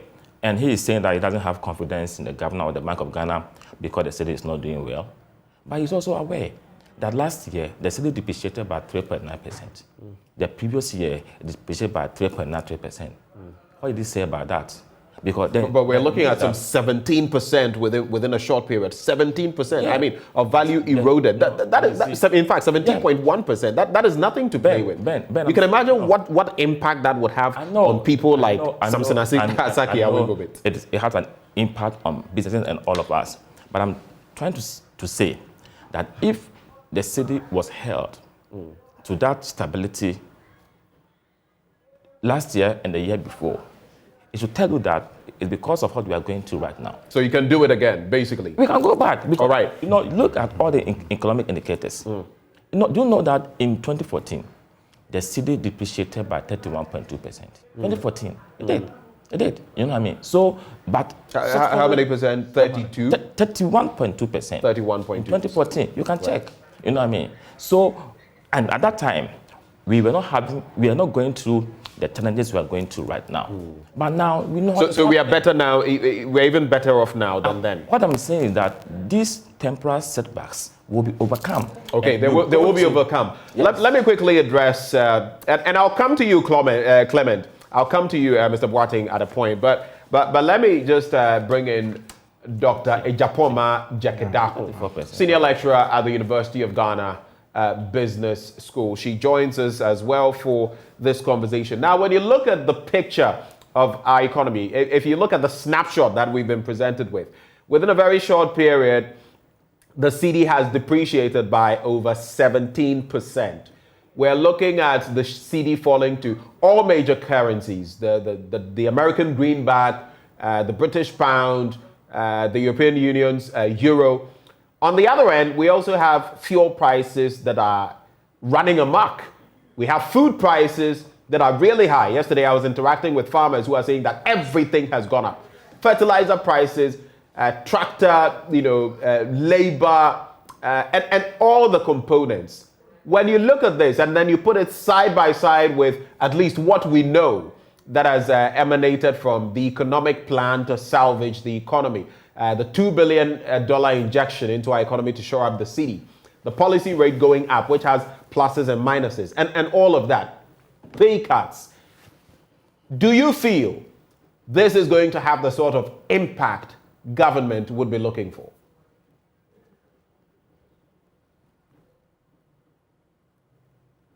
Good morning to your listeners as well. I really feel that this is going to have some impact. Some of the measures that have been started by the central bank would definitely have impact on the situation we find ourselves in now. Like you've rightly said, inflation has been very high in the last few months. roughly edging on to about 15%. Our currency has also depreciated, and per the figure that you actually quoted, it's around 17 point something percent. Now, the central bank, I think last 2 days or 3 days ago, came up with some policies, and one main policy that is striking everybody has to do with the fact that the monetary policy rate had to be increased, and I think it was in order. We all agree, like you also said, that there are costs to it. There are costs in the sense that the cost of business is going to go up. But we also see our currency, actually, our cedi actually depreciating. And one of the ways that the central bank can help salvage this situation was just to increase the monetary policy rate. Now, the increment in this monetary policy rate was meant to address two things. The first thing had to do with curbing inflation or trying to bring inflation down. And then the second thing had to do with addressing our depreciation of the cedi. Now, the fact that the monetary policy rate has gone up, we were going to be remaining competitive as a country because, mind you, the US has also increased its rate, and then the UK has also increased its rate. And therefore, if we're supposed to be remaining competitive as a country, if we're going to be able to attract investors into our country, then there was the need for us to be able to get our interest rate up there so that we can have investors investing in our domestic. A quick question. Yes, I know you're talking about the comparative when it comes to economies and attracting foreign investment. But the point to be made is that the same economies you speak of, the United States and the UK, we can't compare to them on most levels. So, and we also know that in some instances, even almighty China sometimes would allow its own currency to depreciate for certain good reasons. So in this instance, is this the right move, making the comparison? Is this the right move at this time just because economic juggernauts like the US and the UK are doing this? Right, so you gave China as an example, and China is not as import dependent as we are. And so for China, which is an export driven country, if they were going to be allowing their currency to depreciate, then obviously that would benefit them because their exports are going to get cheaper, and that would promote their exports. But if you look at Ghana, which is an import-driven country, we cannot afford to behave like China. So you take, so we're talking about the US and the UK, and their economies not being like ours. We do have our peculiar problems. We are more, like I said, we are more import dependent, and we cannot sit and allow our currency to depreciate. We need to be able to do something about it. It is the reason why the central bank, I think it was a good move, and we should commend the central bank for taking that action. So it's gone up by 250 basis points. That is 2.5%. So, I mean, and the other side of this is that it's going to affect the lending rate. It's going to affect when you go to a bank to borrow, whether as a business or as an individual, it's going to affect how much you're going to be paying in terms of interest on these loans. What do you foresee to be the other side of the coin of this policy rate differential? How it's going to impact business, because already everybody is tight. Okay, so you are so right. An increase in the policy rate would obviously influence the Ghana reference rate, which is sort of the rate that is used to determine the other forms of interest rates, that the lending rate, etc., by the banks. And so we are going to be seeing the cost of business go up a bit. But again, it's just a matter of balancing things out. Look, on one hand, increasing the policy rates is obviously going to cause our lending rates to go up. On the other hand, we also need our currency to be stabilized. So what does the central bank do? And considering the fact that we are an import-dependent country, if we continue on the tangent where our currency keeps depreciating, like the gentleman who just spoke said, it's it's virtually going to be impossible for importers to plan. And that in itself would feed into the problems that we have in our economy. It's going to make things more costly for us. So what should a central bank do? I think that, and I'm repeating, this was the right way for them to go, to be able to stabilize our country, to be able to ease the pressure that it's on importers, to be able to ease the pressure on Ghanaians as well, because when imported goods get expensive, it feeds into the prices of our local goods. And so this was definitely the right to go. Yes, it's coming at a cost, and we needed to balance things out. 250 basis points, I think, can be accommodative, given the fact that interest rates had been decreasing. The MPR, before it went to 17%, was 14.5%. Average interest rates was around 20%. It would make a difference, but I don't think it would make too much of a difference. Okay. Doc, my final question to you, and right before you take leave of us, so we can also bring in the other guests. When you look at the proposals, we don't know all of what Finance Minister Ken Ofori-Atta will be telling us today at 1 p.m. as he addresses the nation on the policy moves to shore up the economy. We know about the $2 billion bit. We know about the policy rate. We know about cuts to executive expenditure, for example. But these are minimal. What more should we be looking at? I mean, it's been proposed that all 16 flagship government interventionary programs like free SHS, like 1D1M, like planting for food and jobs could be impacted. We don't know for sure. What do you think is the way forward? What are your expectations ahead of the finance minister's delivery? What are some of the areas you would like to see him go? And I would also like you to fuse in whether you think, and it's been a wide discourse, do we need the E-levy? Should we go to the IMF? Or do we need a fusion of a bit of the E-levy and some IMF relief? What is your take? So expectations, and then touch briefly on the E-levy IMF dynamic. Okay, so we've already heard a few things that the finance minister is going to be talking about. One of the things that we've heard has to do with petroleum products, the taxes on petroleum products possibly coming down. I have a bit of a problem with that because if you take all the taxes that make up the, let's say, petrol, that would amount to about 2 cedis, 70 pesos. Exactly. Granted, petrol is now nearly about 10 cedis. Granted that the finance minister wants to even take off all that amount, 2 cedis, 70 pesos. It is actually going to make a marginal difference to us as economic agents or as consumers in the economy. And especially because we have no control over what is going to be happening to the world oil, world market prices of oil.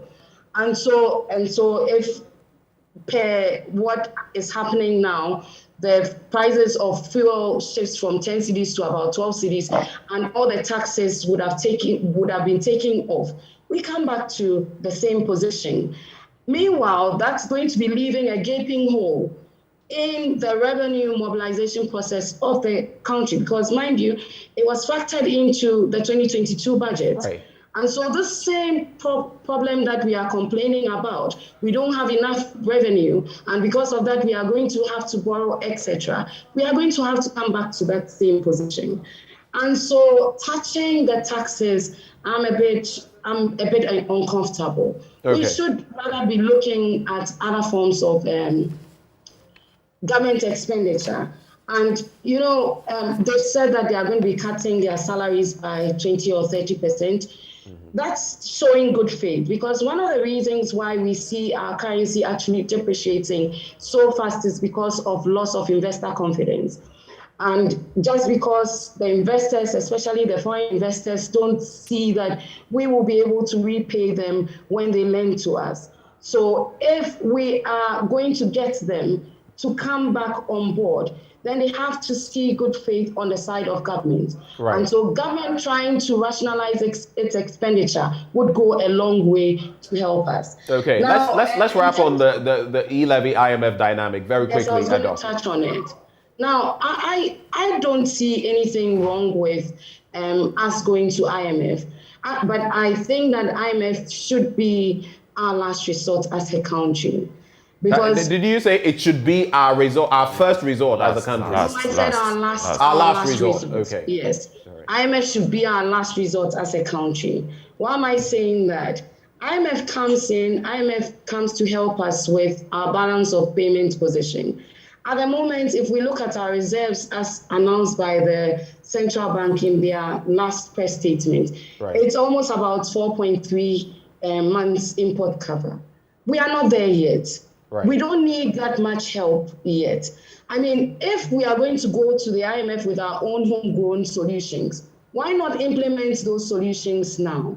Quick one, very quick one. But you say we are not there yet, but does it mean that if things remain the way they are, the CD against most currencies, I mean, the CFE, for example, if we open our borders, that is going to be quite a problem because we've lost ground against the CFA as well. But if in the next few months, things stay pretty much the same way as they are now, let's say by April, May, June, we're in the same fix, would we be there then? Would we be approaching the IMF then?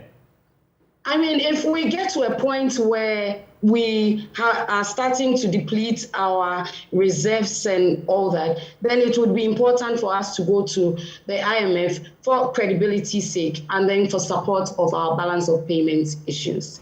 All right. And the E-levy, is it an option? Well, the E-levy in its entirety, I disagree. I'm looking at taxes on e-commerce. The kind of transactions that people do in the form of trade, yes, that could be an option because people have to understand that when they are carrying out businesses, they need to be able to pay taxes. But just for me to transfer money to somebody and be paying taxes, I disagree. But I agree with some form of taxes as far as e-transactions are concerned. This has been very insightful, Doc. We're very grateful that you took the time to join us this morning. Dr. Japoma Jekedako, Senior Lecturer at the University of Ghana Business School. She joined us there. Let me quickly clear this hurdle with Clement Boateng, and I know that the members of Parliament in the studio are itching to speak. I'll give you time to do that. Let's wrap with let's do Hadi Yakubu, Fighter General Economic Fighters League. Hadi, so I have seen that statement you put out, and you're talking about the fact that 10% of teachers' salaries to pay for accommodation, but you have a whole long essay that you've put together on government spending, executive spending, most of all, but ministers who are members of parliament, who are cabinet ministers, and all of that, and you give the breakdown and what their benefits are. And you feel that they should be setting the example of tightening their belts. Break it down for us why you're of this opinion ahead of today's delivery by the finance minister. Yes, thank you very much, Ben. Let me say that's about to see my senior brother in the studio, Rasan Suhine. That's why That's why Hadi. Nah. I would also want to say good morning to Dr. Nyako and the other guests who have come and gone. Yes, Ben, we wrote a letter to the finance minister on the back of a notice that was sent out to heads of education institutions to charge 10% on the salaries of teachers who live in government bungalows as sort of some charge on rent. Right. The basis for that, as you have alluded to, is detailed out in the letter, and we are saying that it is clearly insensitive in these days and times that, as other guests have said, prices of goods and services are increasing rapidly, and things are getting so out of hand that the salaries that these teachers and other government workers are taking clearly cannot take them home. But these are the same people who are asked to pay for everything. They buy their own fuel, they do their own transportation, they pay for their own food, they pay for their own accommodation. And then you are coming to now say that because they live in government bungalows. Mind you, some of them have been posted to places where without these government bungalows, they clearly cannot work because these are far removed villages. So one then has to ask, is it a general government policy that anybody who is working for the state and living in a state bungalow ought to state accommodation ought to pay for it? And if that is yes, then we have the right to ask the question about ministers and deputy ministers who, as we've quoted in the letter, according to the Prof. Ntiamuabedu report, right, are entitled to so many freebies, including free official accommodation, or in lieu of that, 20% of consolidated salary. And in some cases, we're looking at as high as 6,654 cedis a month. Absolutely. Right. Absolutely. But you know, this calculation is actually based just on the basic salary, right, as recommended in the report. And there are two issues. First of all, sometimes most you and I know that in most cases when the reports make recommendations, the approvals that parliaments ultimately give are far higher in actual figures than the recommendations in the ex gratia report. So that is one, but we never get to know. Those are moments when the NDC and the NPP can silently, agree and laugh and shake hands without any sort of drama in Parliament, and we never get to know anything. Secondly, the report's recommendations talks about 20% of consolidated salary, which means that you have to calculate the cost of all the other free things: free medical care for the minister or deputy minister, free medical care for the minister's spouse, free medical care children for under 18. 4 children. Yes, 4 children under 18 years, free official 4x4 car, free official saloon car, free 24-hour security, and all of these things. We do not know how much is going to all of these things. And we are even going to file a right to information request to make sure that these details are released to us. How many ministers are occupying official accommodation? How many ministers are being paid these monies in lieu of official accommodation? How much is being spent to buy 4x4 vehicles for ministers?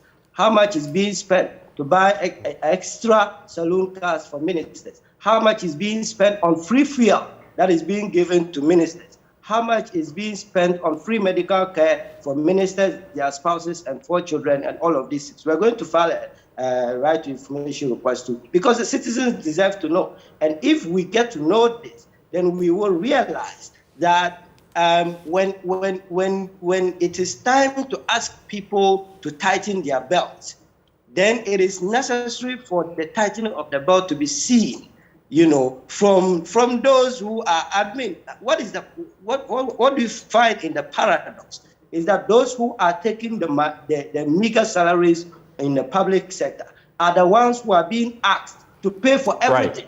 Right. Whereas those who are taking these huge money are not asked. They are given these things for free. So what do they use their salaries for? Right. I have a final bit to you. So in the midst of all of these things you've said, the picture you've painted, I just want to find out.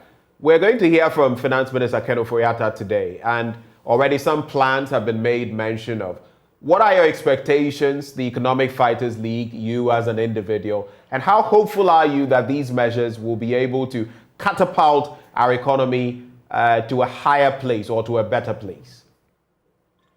Ben, I have no high expectations, but certainly it is important that the reason we sent this letter, we wrote this letter to the finance minister before his address, was to make sure that he averts his mind to the injustices and discriminatory practices in these sectors. But also, I think one thing that is very clear to us is that, and this is very clear from the governance of both NDC and MPP, is that none of them is ready to really tackle the roots of the problems facing our country. They just come in, put their hands, on it and come with so many knee-jerk, policies that would, just buy them time.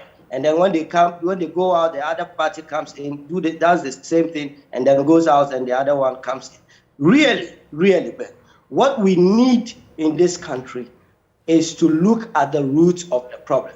And the root of the problem is that our economy, the economy of this country, the Ghanaians, the citizens of this country have no ownership and control of their economy. The main stage, they're looking at E-levy, and they're looking at all these other minor areas of revenue that are going to actually increase the hardship on the people. When in actual fact, there's a lot of money being made in the oil sector. There's a lot of money being made in the gold sector. There's a lot of money being made in the mineral sector.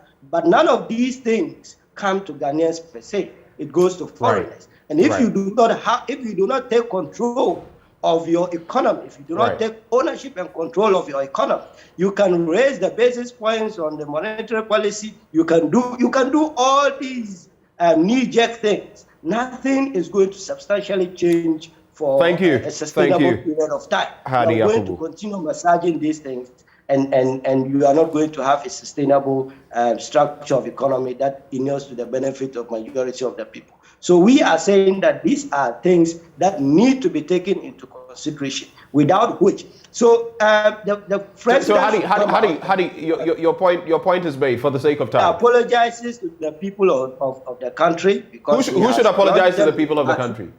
The president should come out and apologize to the people of the country for plunging all of us into all this hardship, and then detail out how we are going to take control and ownership of our economy, so that people can understand that these are going to be medium to long-term things that will inure to the benefit of all of us. All right. Hadi Yakubu, this is where we're going to have to end it with you. Fighter General Economic Fighters League. Thank you so much, Hadi. We don't have all the time. My sincere apologies. But quickly to you, Al-Hassan. Do you agree with Hadi Yakubu? To what extent do you agree with him? To what extent do you not agree with him? And let me just run this by you, because you are an officialdom in a way, and your party has been in power. Some of the items I see here, yes, I know about the 4x4, with the option to buy at the end of your tenure as minister. Even as members of Parliament. You cannot buy. Pardon me. Salon. You cannot buy the 4x4. So it's the saloon car. Okay. Then there's also the bit about free fuel and insurance. Is that only for ministers and deputy ministers? Because I know you MPs say you don't get free fuel. No, we don't. I mean, let me commend all your, guest speakers. I think that they have all done some fantastic job, especially Dr. Jackie Boedu, is that the name? And then Hadi. To some extent, I agree with the concerns that Hadi and the Fighters League are raising, except just to make a correction. I mean, when the Presidential Commission, makes... Commission. When they make recommendations, when they make recommendations on these salaries and emoluments, it is not increased by Parliament. I mean, Parliament has no authority to increase or decrease the recommendations. It is suggested, the suggestion both in the communication and what he said was that you even go ahead and increase that they don't know. So I just thought I should make that point. So that is not the case. It is not the case. I mean, Parliament doesn't usually, do anything. You don't vary. So you stick to the rates. The committee works with Parliament and leadership of Parliament to determine these rates, because leadership of Parliament will make a presentation. The committee will either find it reasonable or not, and based on their judgment, they will give, they will make a recommendation to the president, and the president has the authority to vary it, but Parliament doesn't have the authority to vary it. I just thought I should make that point. And then on the issue of free fuel, free what do you call it? So the freebies and free electricity, water. What is the reality? Parliamentarians are not entitled to that. Members of Parliament are not entitled to that. But ministers? But what do you know about ministers? I know for ministers there is an allocation I think, weekly allocation of fuel, which when it runs out, you are on your own. I think that, again, there's also some sort of free electricity for those who stay in government bungalows, but not those who stay on. But of course, there's also the bit about for those who are not staying in official government outfits, the benefits they get out of that. I know that rent, supposedly. What they are saying. I know that. I think under the NDC government, I think it is there, but I know that under the NDC government, sometimes administrative decisions can waive those things. I mean, a government can decide that if you don't have accommodation, they are not going to pay you that. Those things happen, but sometimes I also know that. So yes, those are areas that we can make cuts in, and I agree with them. You know, because some of them just appear frivolous to me, and I think that those are areas that we can make cuts in. And maybe just once I have this opportunity, let me just make an observation. If you listen to Dr. Nyako, and he talks about the fact that we are going through some crisis, and maybe that is why our economy is in the shape that it's in, and you know, deficits are high, interest rates are high, and the prime rate has gone up, but we will come out. It's interesting to me that sometimes they say this without acknowledging the fact that and then they say that 2014 was terrible. They don't acknowledge the fact that before 2014, Ghana actually had its highest growth ever of about 14% GDP. You know, they don't recognize that fact. Again, they don't recognize the fact that Ghana attained its first single-digit inflation, you know, before 2014. And sustained it for a very long period. Right. They don't recognize that. So you're talking about the 31.2%. Exactly. And then the 31.2% that he talks about, he doesn't even relate it to the fact that we are talking about 17.1% in just 3 months. I mean, at this rate. But the year can end. At this rate, I'm saying at this rate, clearly, anyone making projections will tell you that we'll go beyond 40% at this rate. At this rate. So at least, they are pointing to the fact that with the raft of measures we are saying now, if these don't work, then we can get to that. Yeah, so that's what I'm saying. At this rate, exactly. If things go to that point, that is when we have to go to the IMF. I agree with you on that. Now, what they also fail to recognize is the fact that after the 2014 dip, which was not the norm, which they considered the norm and referred to it as a mark of incompetence, but wasn't the norm, but because of the circumstances at the time, the NDC worked so hard to create the physical space that was lacking, which led to the crisis in 2014. The NDC created that physical space. And I've said it on this platform about how they inherited the physical space that was created after the Sensu consensus that developed the homegrown policies, which was adopted by the IMF and resulted in the creation. I mean, when you took over, the what do you call it? The debt to GDP of this country was less than 70%. In fact, it was far below 60%. It was around 60%, sorry. It was around 60%. Today, we are talking about 80% plus. There is simply no space. But you see, how did we get to the 80%? It's because of the mismanagement and the dismantling of what was inherited, leading to a situation where we are now going for $2 billion, additional dollars. When we said that borrowing was a lazy way of running an economy.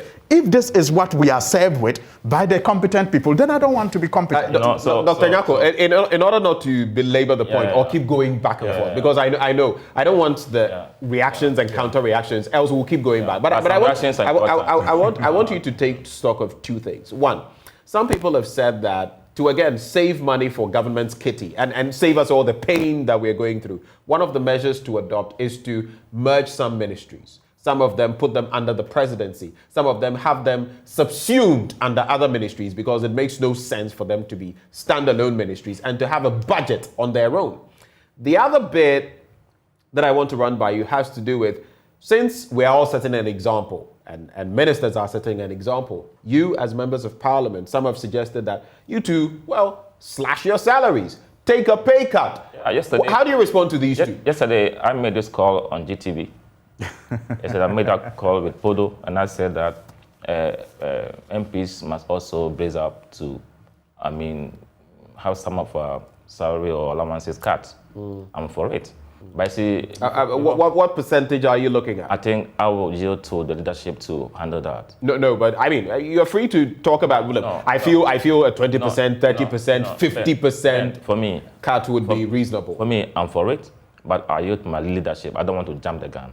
If leadership says, because when leadership decides, we also can make input. So I don't want to jump the gun when. But is it not fair when we look at the sort of sums of money you're getting? I mean, if leadership decides 2%, that is nothing. So you can. What are the sums? To make some sort of. What are the sums you have in mind? I mean, I think that Doc and others, especially in government, are not being very realistic. They are not being realistic. They are not. When they make these proposals. Just a quick one. Okay, you go ahead. Yeah, okay. So you see, Ben, I'm making the point that our debt to GDP ratios have not been static. When you took over in 2009, our debt to GDP ratio was 25%. You left it at 56%. Look at an incremental jump of about 30%. Right. Before COVID-19, we had moved it to 62.5%. An increase. That is a rebase. I mean, you are talking about the rebase economy. The point we but yet, when you speak of the NDC, you don't acknowledge the rebase. Sorry. Go on. You see, so our debt to GDP ratio had been ballooned when you took over. If you look even at GDP growth rates, you did 2.9% in 2014. You did 2.1% in 2015. You did 3.4% in 2016. We took it and we increased it. So, and do you know that even after you've gone to Senchi with the homegrown policies, the following year, you went to the IM, Eurobond of 1 billion. So, I mean, the facts are there for all of us to see. I would say any day that this country has been managed well by the Nana Akufo-Addo, but for the pandemic and what we are witnessing right now. When the 8 years under your administration, tell me a single world event that destabilized the world economy. Even power crisis. But does it have to be a world event? We had exactly that, our own internal power crisis, and like it or not, it was it self-inflicted when over the years, especially in the Fourth Republic, things had not been done that had culminated in that. Don't you forget that under Kufuor, we had our own experience. So it wasn't an experience that had started with the Atta Mills or Mahama regime. No, when we had that experience under Kufuor, you and I know that it was when we were experiencing the global credit crunch. And at that time, you remember, fuel price had increased to $147 a barrel.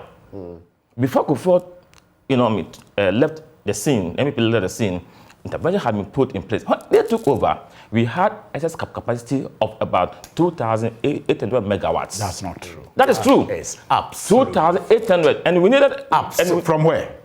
Where did that excess capacity? So please land so you can also. No, we've been in this please land on media game for a long time. But where did that come from? We had 2,800 excess capacity, and we needed around 2,000 during our peak period. And we all know, Setepe told us at that time, the issue was about finances. We didn't have money to be able to get our country in light. That had been resolved. 4 years we slept in darkness. Right. But as we speak, we have relative power supply in this country. You know what I mean? You left over a mess. When they went to IMF, I have the report there. The IMF told them that, listen, you need to ensure that you increase local generation of revenue. That had been the IMF solution. Then that's what the government is doing right now. And I'm happy with what Dako Jeke said, that the IM should be the last resort. If we can, as a country, rely on our domestic might in terms of revenue generation, that should be the way to go. We shouldn't always take our cap in arms and go. We've gone to IMF several times, but we've not had the meaningful solution that we need. Okay, so just right. So I get the points you're making, but for you are for the pay cut for MPs. I just wanted to be. You see, I'm for it. And that gentleman is called Hadi Yakubu. I taught at the University of Ghana for about 8 years, and I know when I began, I was giving rent allowance. But the rent allowance was not enough, so it depends on what you want. At times, you can even top up before you can get the facility you want. It had been there. So then the impression is being created as if it's the MPs or politicians who get some of these benefits. For me, it is so sad because the fact is that you go to the public sector. But to be fair, it is the quantum involved. We all know of the salaries of members of parliament, of ministers, of deputy ministers. When you pick the ordinary average Ghanaian on single spine and you make the comparison, there's no comparison. Let's be fair. What you earn, and that is why sometimes people want to hold your feet to the fire of responsibility, accountability, probity, and all of that, because looking at what you earn, even in dollar terms, compared to what the ordinary Ghanaian who is even making it on average, you would realize that we are nowhere near you guys, which is why people sometimes want you to trim your own budget or spending. Every job comes with a description. Right. And your salary is determined based on your job description, how to do. So when we are making these debates, we must also look at what the person do. Let me ask you, and it's not a devious question. It's not. I just want to find out what you do as members of parliament.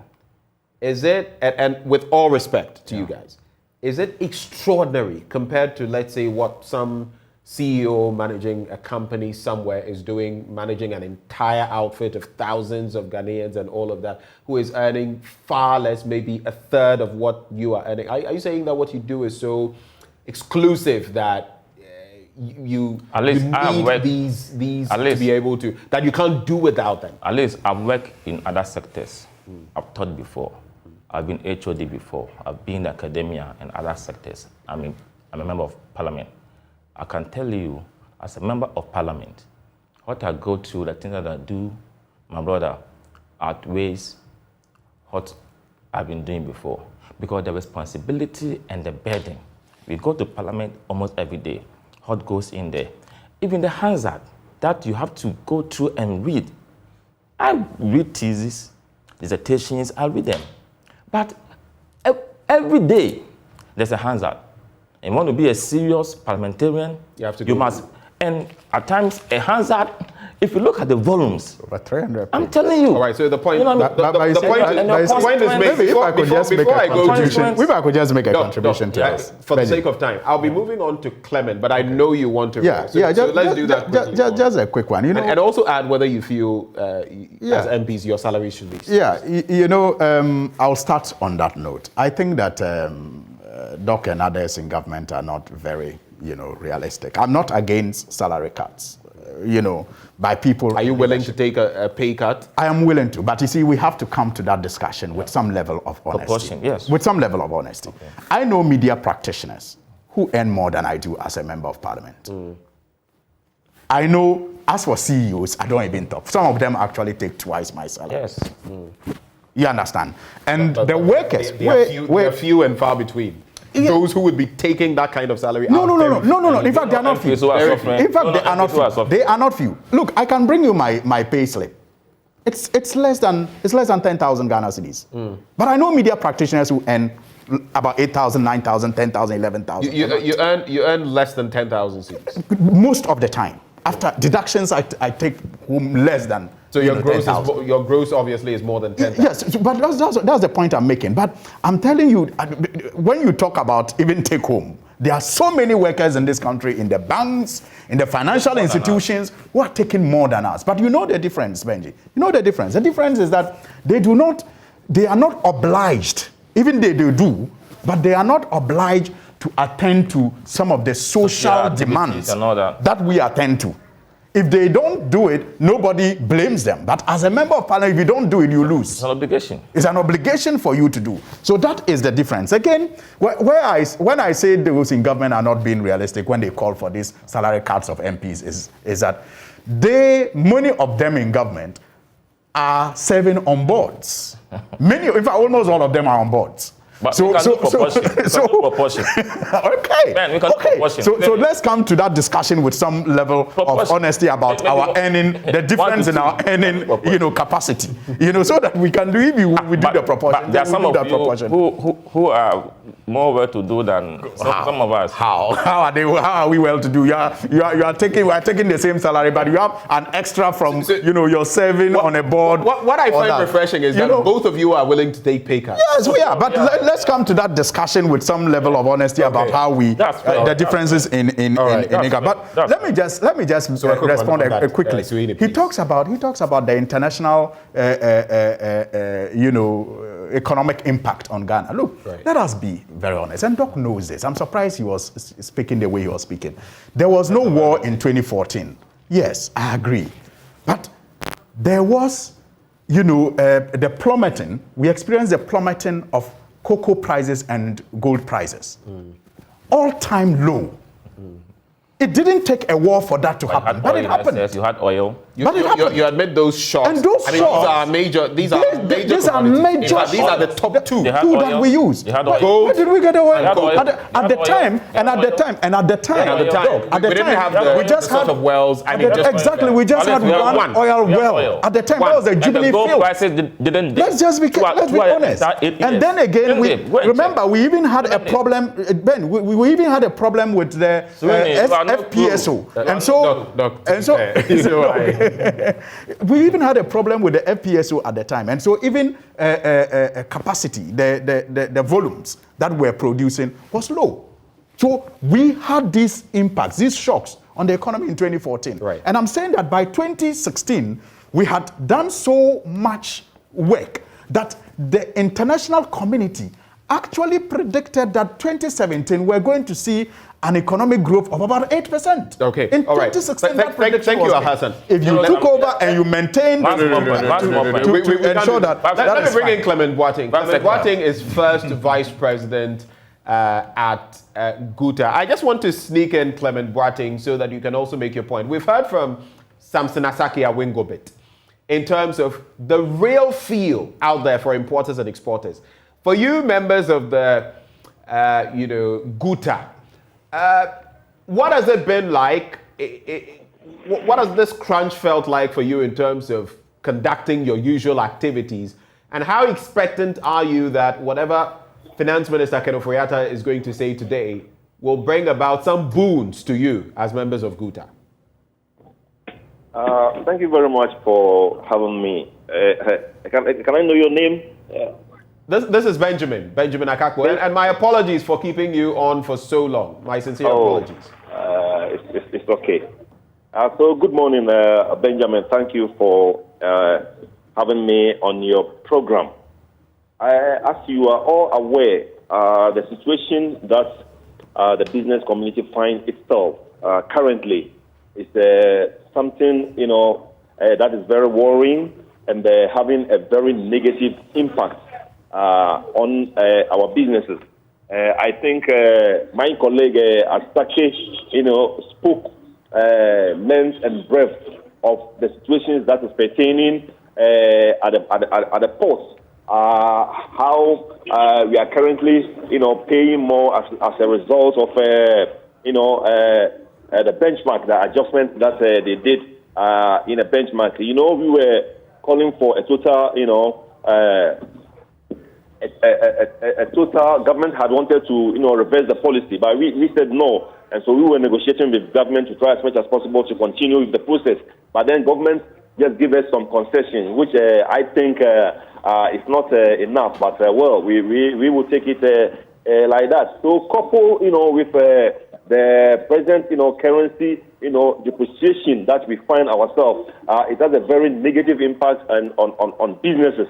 And I think the measures that the Bank of Ghana also came out with regarding the increase in policy rate is also not going to help the situation. Well, if you listen to the economics... So you disagree with the policy rate increment? You disagree? Yeah, we thought it should have been maintained.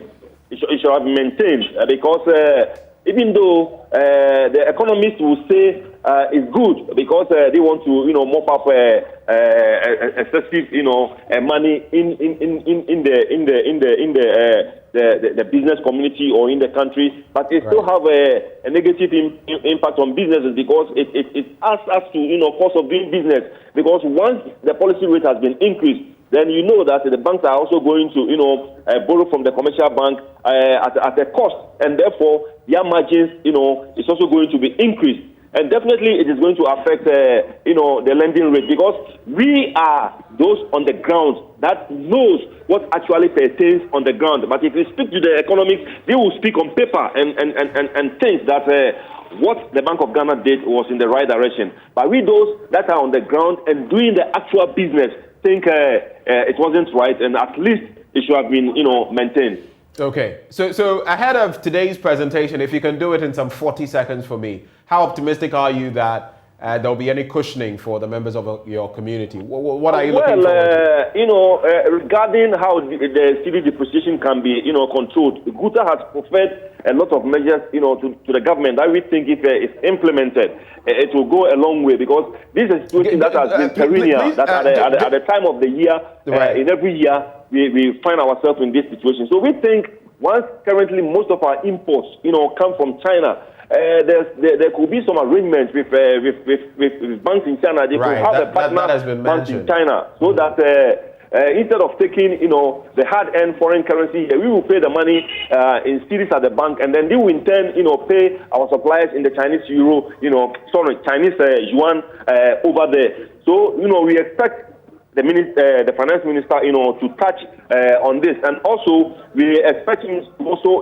make a pronouncement about the repatriation of profits by the multinationals. At the end of the year, they do 100% repatriation, and this has also, aggravated the situation that we find ourselves. So if the investment laws, can be revised so that this 100% repatriation at the time of the year can be done in tranches, I think it will also go, a long way to help the business community. So basically, these are some of our expectations. Thank you so much. Mr. Boateng is first Vice President with Guta, Clement Boateng. Members of Parliament, I'm going to give you less than a minute each if you can manage it. We're actually out of time. Al Hassan, so less than a minute with your summary comments, wrap-up comments. Well, I think that there are a number of vindications for some of us, which I feel very grateful about. I was listening to Mr. Ajimandia, Dr. Ajimandia this morning, and he indicated that government must take a second look at the nurses and teachers allowance because in his view it is needless, even though it was a political campaign. I find that refreshing that many people are coming to the realization that some of the decisions that were taken under the NDC government were not incompetent decisions at all. I also heard Steve Manteo,